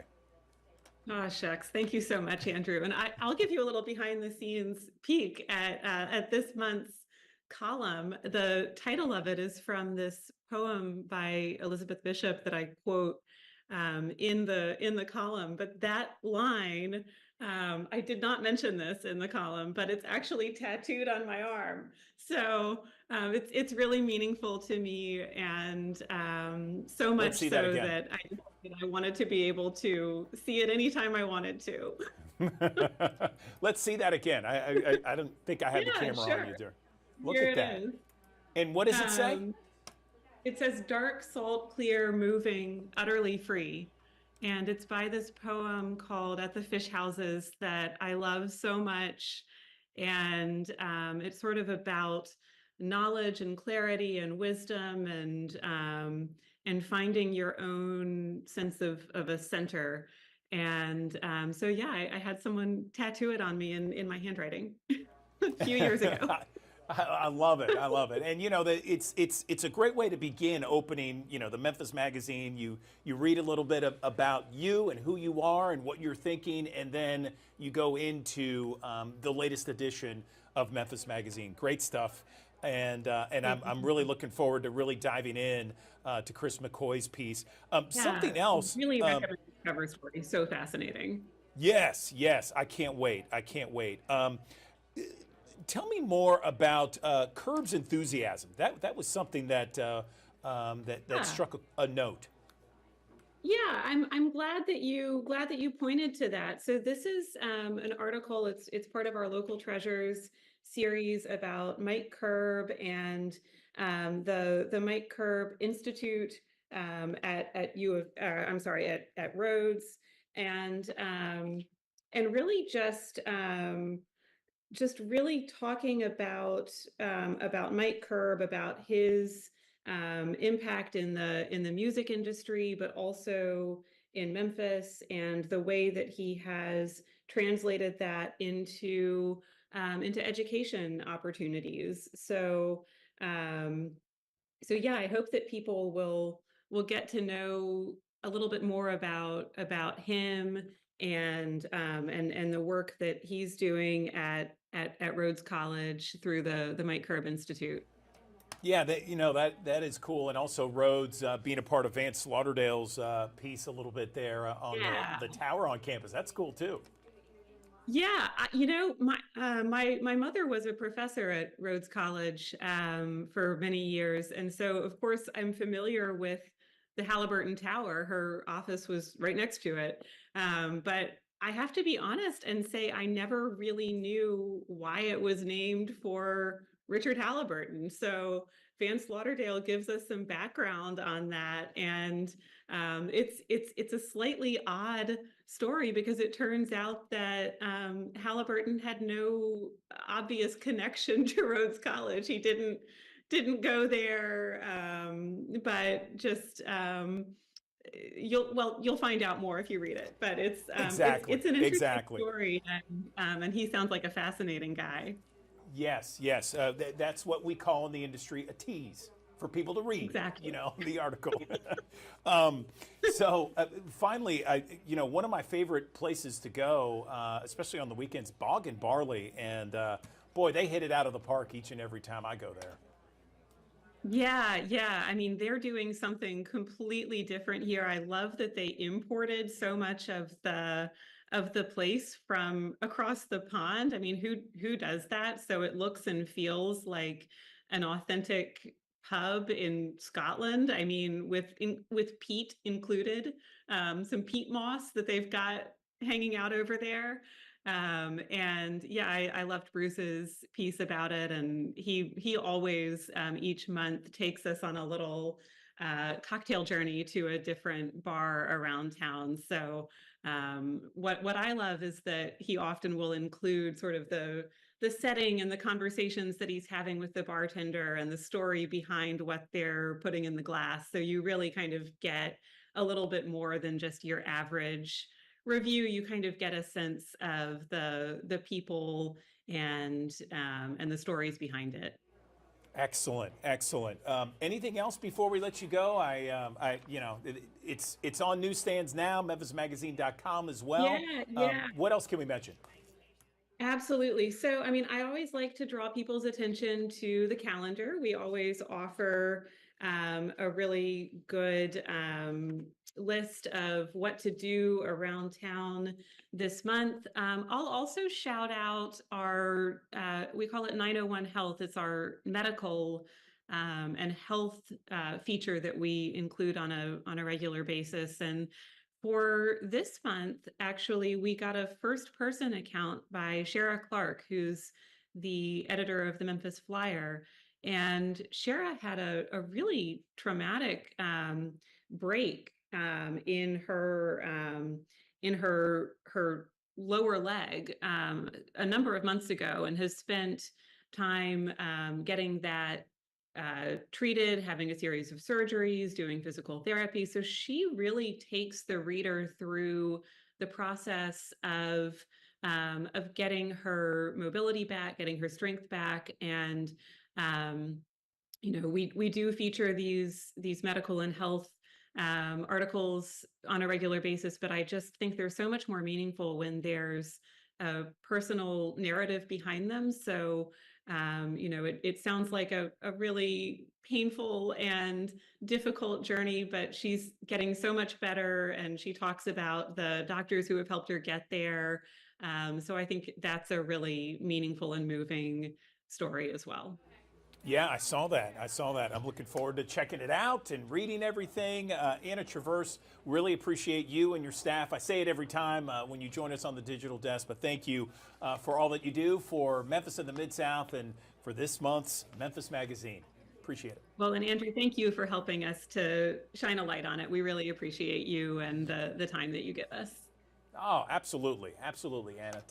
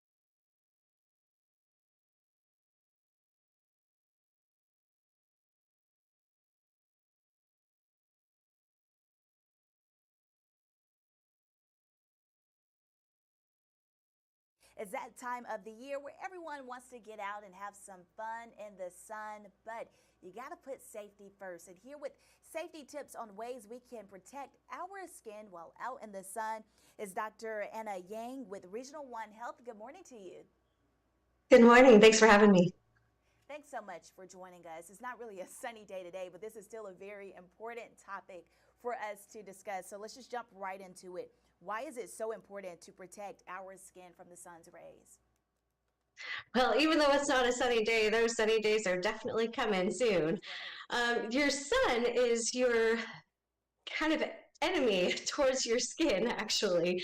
Your skin is your body's barrier. It protects all of your insides from the environment and everything that's out there.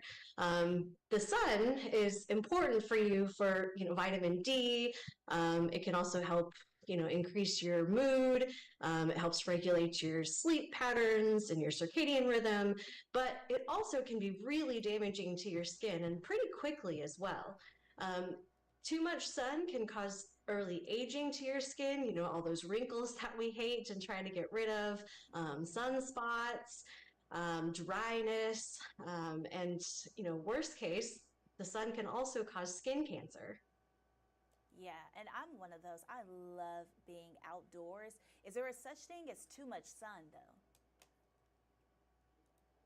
There's definitely such thing as too much sun, but if you protect yourself correctly, you can stay out a lot longer than otherwise. So make sure if you're outside, you stay hydrated, and you definitely use sunscreen, at least SPF 30 if possible. Okay, that's great advice. Would you also say, I know there are several different myths about wearing sunscreen only during the summer, should we have that sunscreen year round? Yeah, I would actually personally recommend sunscreen year round, at least SPF 15 year round. And then during the summer months, when the sun is stronger, at least 30 or higher. Just daily sunscreen just helps a lot of different things. I mean, you get exposed to UV rays when you don't realize it. Even on cloudy days, you get exposure to UV rays. Yeah, and one of the I feel like is the key to it. I have sunscreen in my primer, so I'm able to use it every day, a part of my makeup, skincare. So I think that's just an easy takeaway from that. Is there a certain time of the day that's better to be outside? Well, the sun is strongest towards late morning and early afternoon. So if you can avoid those times, it's a little bit better. Towards the earlier morning and towards the later afternoon, evening, the sun is not quite so harsh. Gotcha. Yeah. What about, so let's get back into that subject of sunscreens. When you're applying it, what are some things that we should remember or things that we should know when it comes to trying to purchase sunscreen and figure out what's the best fit for you? Yeah, in general, as long as the SPF is over 30, really any sunscreen is good. Just make sure you get it everywhere. Don't forget, your nose and your ears, and don't forget your lips too. Sunscreen lip balm is important as well. Absolutely. And I think it was like a year ago, I went to the beach, and that was the first time I realized it was like, I probably need sunscreen on my lips as well. I think a lot of people forget about that one. Yep, that's definitely true. The other thing is, I mean, they say darker skin can't get skin cancer, and that's definitely not true. Yeah. It's harder for people with darker skin to get skin cancer, but it's still important that even people with darker skin also wear sunscreen. Yeah.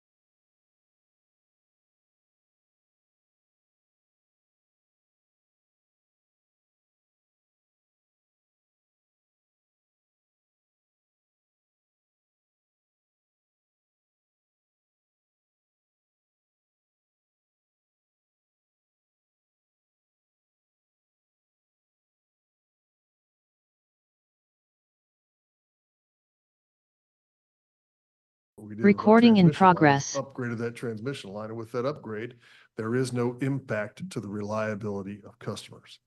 This is our duty.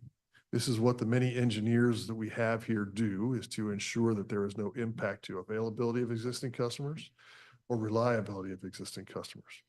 Now, certainly, at the macro level across our nation, the rise of the electrification of things and the increased demand on the electric grid are something that we are all keeping an eye on. It's something that is putting pressure on the bulk electric system. And that is something strategically that we have to watch. At the local level, however, we are looking at what our demand is on a day-to-day basis. And I will say it like this: 350 or so days a year, there is no issue with providing this level of power. On the other 2 weeks of the year, when it's extremely hot across the entire Tennessee Valley or extremely cold across the Tennessee Valley, that's when demand response systems come into place. And that's when we have to watch very carefully to make sure that demand does not outstrip supply. Today in Memphis, Tennessee, we have about, of our 3,000 megawatt system, we have 250 megawatts worth of customers enrolled in demand response programs. It's nearly a 10% reduction that we can call on. When we add these customers, that number will be larger for our demand response, ensuring that we can bring a significant percentage of the load off of the system so that our existing customers can remain powered in a reliable fashion. I also want to make the distinction, just because we provide power to any customer does not change implicitly the reliability of our customers. Reliability is mostly tied to the condition of your electric distribution system, the vegetation management, the age of infrastructure that you have. And that is, as you know, what we are working on to trim trees, replace outdated infrastructure, and modernize our grid. So oftentimes a new load is equated with what's that going to do to you're already unreliable. We're improving our reliability. We went through those statistics last time, and we're taking specific actions to that. Just because you're adding a new load does not change your overall reliability profile. So I'm trying to explain that in a way that hopefully makes sense to most folks, but that is our job. And we will continue to do that. We have the opportunity to get it right in our community. And I hear the concerns of our constituents, and our job is to make sure that we do get it right. Now, there are some macro issues, as you heard, that we have to address as a community, and we will be a part of those conversations, certainly. But for now, we are doing our diligence to make sure that we preserve availability and reliability for our customers. And I want to assure everybody that that's exactly what we have done. I guess the last thing I'll mention is that we had talked last time about some of the delayed and held bills, and we've continued to make progress there. That's a separate topic. I just want to mention that I am very pleased that, as I mentioned last time, we were down to a normal level of what we can handle.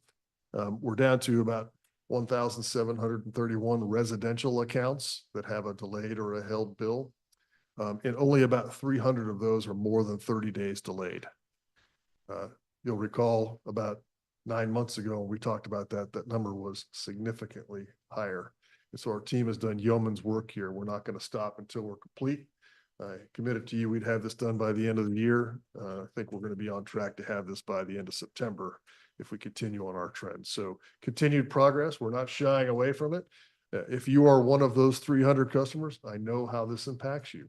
And so we're going to do our best to refer you to a specialist to make sure that you're not adversely impacted.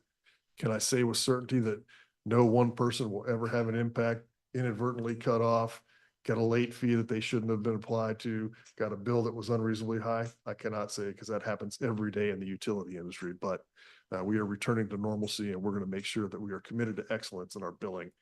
Reliability is job one, reliability of utilities, but also knowing you get your bill reliably and it's accurate each and every month. And that's what our commitment is to our customers. And we're going to continue doing that moving forward. So subject to your questions. Oh, I guess one other comment I'll have on the, Mr. Pearson commented on the doubling of power for XAI. Companies can say a lot of things, but they have to make a specific request for us to act on it. And so because someone has announced something doesn't necessarily mean that it's been formally requested and or that we're acting on that. But to answer the very specific question he had, if that request is made, you can bet that we will do a transmission, a generation impact study to determine if that load is feasibly available to be served without adversely impacting existing customers in our system. So with that, I'll stop and make any. Okay. So how many temporary gas turbines are they using down there? I don't know exactly the number that they have, but there are a number there. I believe it's in the range of 15 to 20 gas turbines. Oh. And how long are those going to be in use? My understanding that these are temporary, and per the understanding that I have from EPA and the health department announcements, that these are temporary, they're mobile, and they can only be used without some formal approval from those bodies for less than 1 year. My understanding is that with the current deployment, we are providing 50 megawatts of power. The plan is to have the substation that will provide them all 150 megawatts, subject to TVA's approval of that load by around the first quarter of the year, which would mean they would no longer have a need for that. Should an expansion, as was discussed recently, come to fore, I would have to determine what they would do with those, if they would need those while there was an expansion going on. But that's a question for the company. So again, I think some of the concerns from the folks that spoke earlier are the gas turbines. Sure. The announcement to double in size, true or not true, That's not gonna come from us immediately. We They're cannot, just gonna add more gas turbines. or reuse the ones they have. Yeah. likely. So what's the body that authorizes those? So there's a permit that is required, an air permit required, depending on the style of turbine. This is just my understanding. I am not the expert. I'm not the issuer of this, but as we understand it, the Environmental Protection Agency has a role to play in this. For permanent generation, we know that our Shelby County Health Department has to issue a permit for things that are not mobile and things that are permanent generation. And so should they become permanent, they would have to go through a process of applying for that. But again, I'm not the expert there. This is what I understand. So we have no say-so in somebody bringing a bunch of turbines in and putting them in place to. Only to the extent that we would evaluate whether that electricity that is being generated by those would have an impact on our distribution or transmission system. I'm not sure I like that, but. Understand, sir. Yeah. Thank you, Mr. McGowan. I understand from Chamber Representative that we as a body commissioners only need to ask for a tour of the supercomputer plant and we can get a tour. I did just a little poll. I think we want a tour. We've discussed this, and I know a number of elected officials, dignitaries, and otherwise have been provided that. We discussed this the other day with the Chamber of Commerce asking for, I believe there's one of the elected bodies that would desire that, and we asked that our commissioners be included in that. So I think we've already made that ask for you. Okay. Thank you. Mr. President, could you address the public's concern about the strain that this is going to put on the water aquifer versus gray water? Sure. I'm glad to talk about that. Again, just for context, I just want to remind everybody how important this asset is beneath our feet. I want to remind everybody how rich it is and how much we are committed to making sure that we are good stewards of that by investing significant amount of money in the study so that when we, again, I hate to say it this way, but it's the easiest way to understand. When you know better, you do better. When you know the characteristics of your aquifer, you can do things in a way that protect that in a better way. There's plenty of water. It is clean. It still remains the best in the country. We want to keep it that way. In the area of this development, it is served by the Davis well field. We understand from the aquifer study that in the vicinity of the Davis well field, there are some areas of surface contamination. And when I say this, not water, but surface contamination that we should be concerned about. And the reason we are concerned is that when you pump water from the ground, you create a cone of depression that would cause a flow in that direction. That is true of all of our pumping stations, all 10 of them. They all create a cone of depression, which causes water to flow towards that. You want to make sure that through what you are doing, you monitor that to ensure that you detect any possible contamination upstream and that you don't pump unnecessarily to draw contaminants towards your aquifer. I want to be clear again, no contaminants have ever been detected on our drinking water, and we intend to keep it that way. This currently in the area of Davis Wellfield, we have a Davis pumping station that can produce 30 million gallons of water per day. We can pull 30 million gallons from the ground, we can treat it and distribute it to our customers. Today, we are pulling and pushing about 22 to 23 million gallons, so not nearly at the full capacity of the Davis Wellfield. In the vicinity of the Pigeon Industrial Park, we have a 20-inch water main that provides water to all of our customers there. There was about 2 million gallons of extra capacity there that was not being used. Again, it was put there for use by industrial customers. And so they're using up to 1.3 million of that when they are fully operational at XAI. As you know, the City of Memphis wastewater treatment plant uses a significant amount of water, several million gallons a day. The Tennessee Valley Authority uses several million gallons a day at the Allen plant. There are other industrial tenants that either use wells or MLGW water in that vicinity that are pulling water from the aquifer. Several years ago, we began the process of examining whether a gray water facility could substitute for aquifer water for cooling and industrial needs. Down the road a little ways on that engineering study, XAI arrived and we asked them to participate. I mentioned, and I said on Behind the Headlines, I'm 90% confident that we're going to build a system that can serve a majority of the need there. Looking at what the company has said, they will build this whether other people participate or not. I know from having been in the meetings that the city of Memphis at our wastewater treatment plant has been engaged very deeply in the technical aspects of how effluent will be provided, where it will be taken from the wastewater treatment plant, and where the remnants of that tertiary treatment, how it will be handled. And so very far down the line on design of the system, to the point where we're now seeking partners who would be interested in taking that gray water. And when that is complete, that will be built to a standard that would be able to reduce consumption of aquifer water by 10 million gallons per day. So from that particular site. Now that cuts both ways for Memphis Light Gas and Water. And again, one of the benefits for a public utility is that we're able to make decisions like this because it's in the best interest of our community to do so. Were we a private water company, we would not be as engaged in this because we'd be worried about the revenue loss.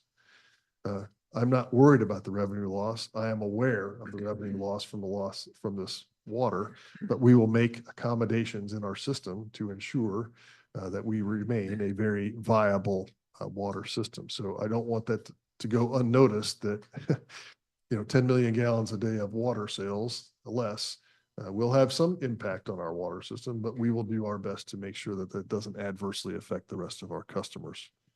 So at the end of the day, Commissioner, I apologize for the very long answer, but I wanted people to understand the context and how deeply we committed we are to doing the right thing here. And the gray water or recycled water solution is something that we should all be excited about and be pushing forward to ensure we see it through to completion so that we are using recycled water for industrial purposes to cool our evaporative cooling needs at both our power generation and to the extent we can for liquid cooling of computer systems. So hopefully I've answered your question, Mr. Chairman. Thank you, Mr. President. Commissioners, any other questions or comments? Mr. President. Okay. Mr. Chairman, before we move to the next report, forgot to ask for same day minutes on item number 1 on the consent agenda. Second. All in favor? Aye. Motion carries. I'd like to introduce Tamara Pate now to go over our supplier diversity for the second quarter.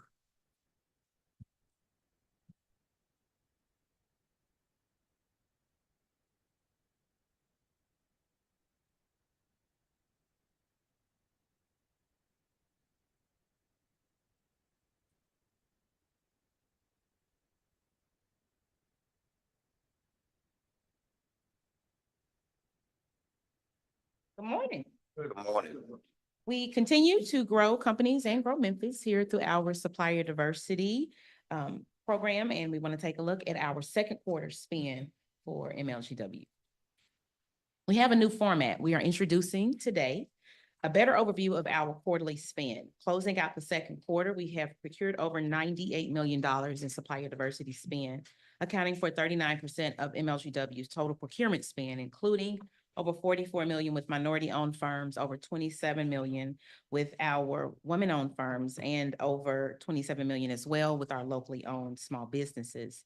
Our division spend has increased drastically over the past quarter in comparison to the previous quarter two reports in the spend for MLGW, but we strive to ensure our diversity spend continues to steadily grow as well. Our Shelf to Market program continues to impact our local business community. Throughout the second quarter, MLGW spent over $21 million with our Shelf to Market participants, which are our certified local small businesses, accounting for 9% of the total division spend.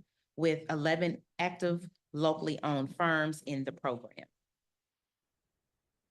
And our procurement spend breakdown with our minority women and local businesses during the second quarter.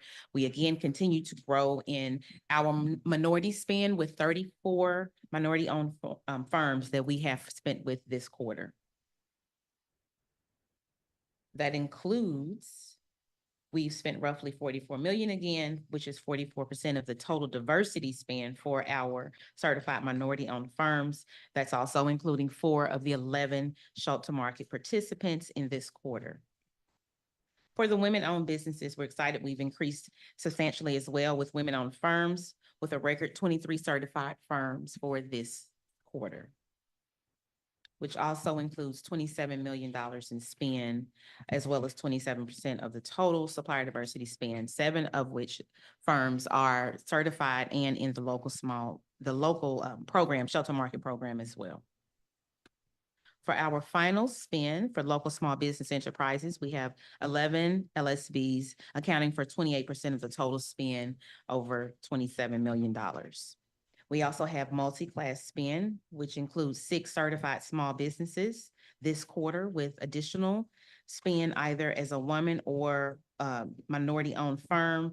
Procurement totals ranging from $300,000 to over $8 million in the second quarter.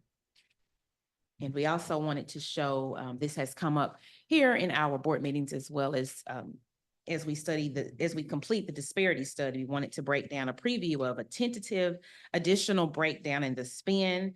You can see here the categorical spend for our local small businesses, our local minority women-owned firms, and our non-local minority and women-owned firms. During the second quarter, we spent over $27 million with our local small businesses, over $41 million with our local minority and women-owned firms, and over $30 million with our non-local minority and women-owned firms. This is approximately 70% of the total division spend spent here locally with our firms in our community.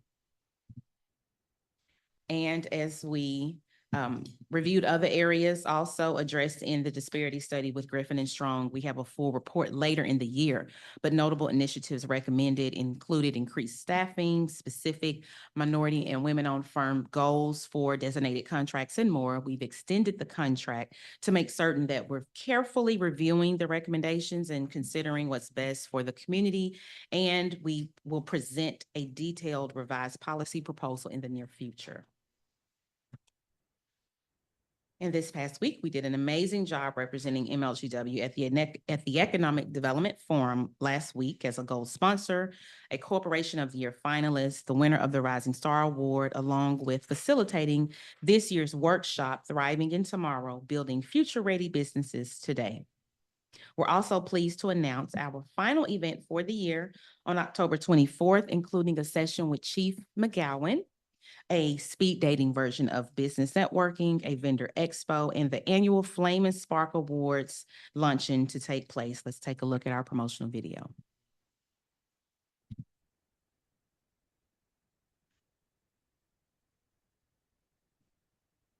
It's time to make the right connections, develop the perfect strategies, scale your business, and make boss moves. At MLGW's premier event, Boss Moves Project Preview and Awards Luncheon. This event includes a preliminary review of the upcoming 2025 fiscal year budgeted projects, facilitated by MLGW President Chief Doug McGowan, a Supplier Diversity Vendor Expo, and the annual Flame and Spark Awards presentation during our business luncheon. Boss Moves will be held at Perch 74 Bistro and Conference Center, 813 Ridge Lake Boulevard, minutes away from the Hilton Hotel. Thursday, October 24th, 10 a.m. to 2 p.m. Free registration is available on Eventbrite. Nominations are also available to vote for a deserving MLGW staff member, prime contractor, or subcontractor dedicated to ensuring certified vendors have maximum practicable opportunities through supplier diversity. For details, email supplierdiversity@mlgw.org. Register today.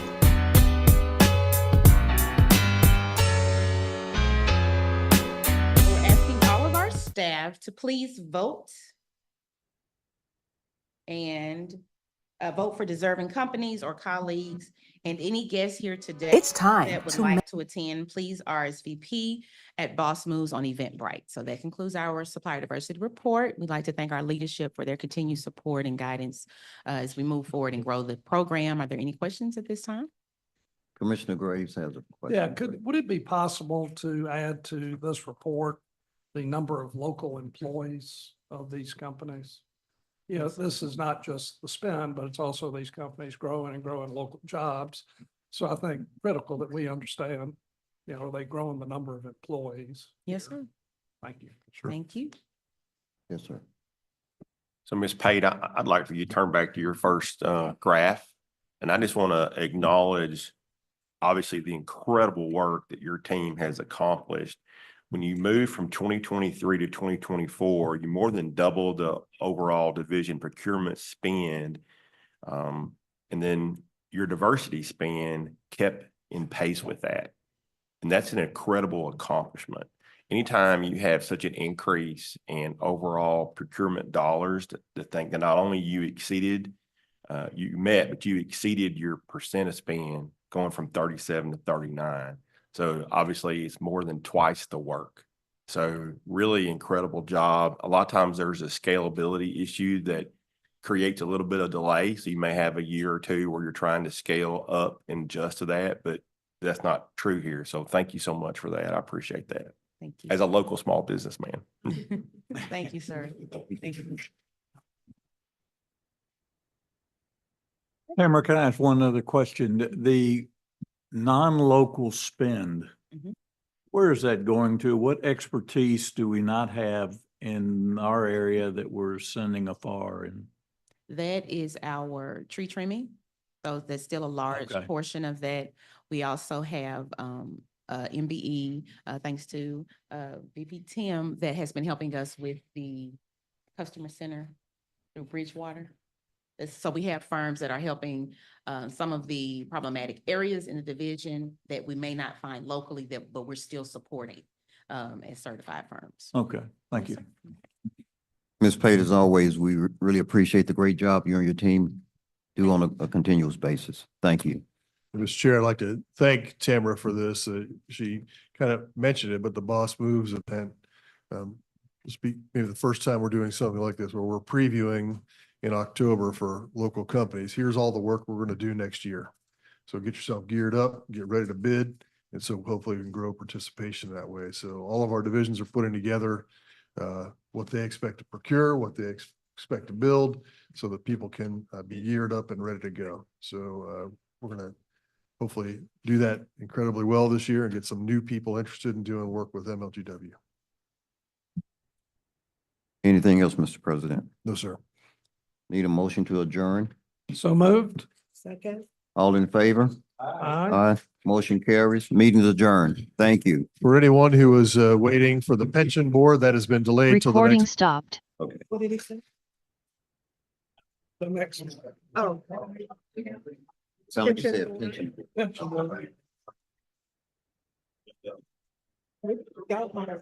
Don't ask any questions.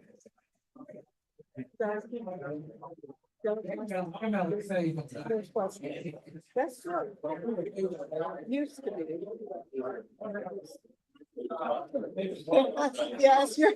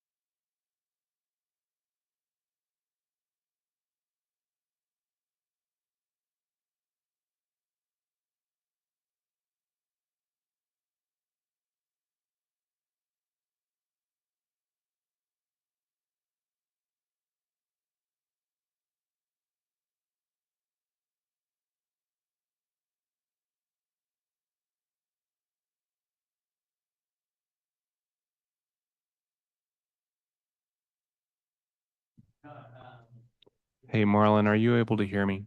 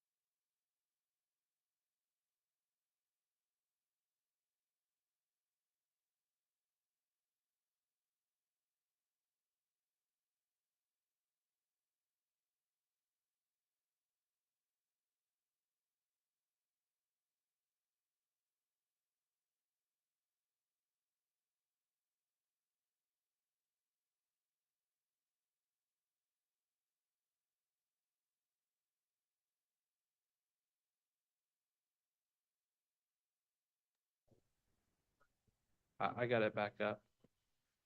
All right, testing 1, 2, 3. Testing 1, 2, 3. Are you hearing me, Darren? No, I'm not. Hold on. That's the more people. Testing 1, 2, 3. Yep. Keep talking, Nathan. Testing 1, 2, 3. Yep, I hear you now. Okay, good. Thanks. Good, thanks.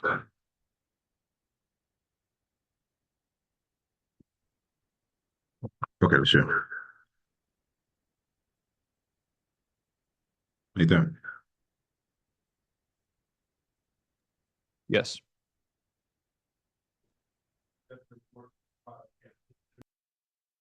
Sorry, I'm good, Nathan.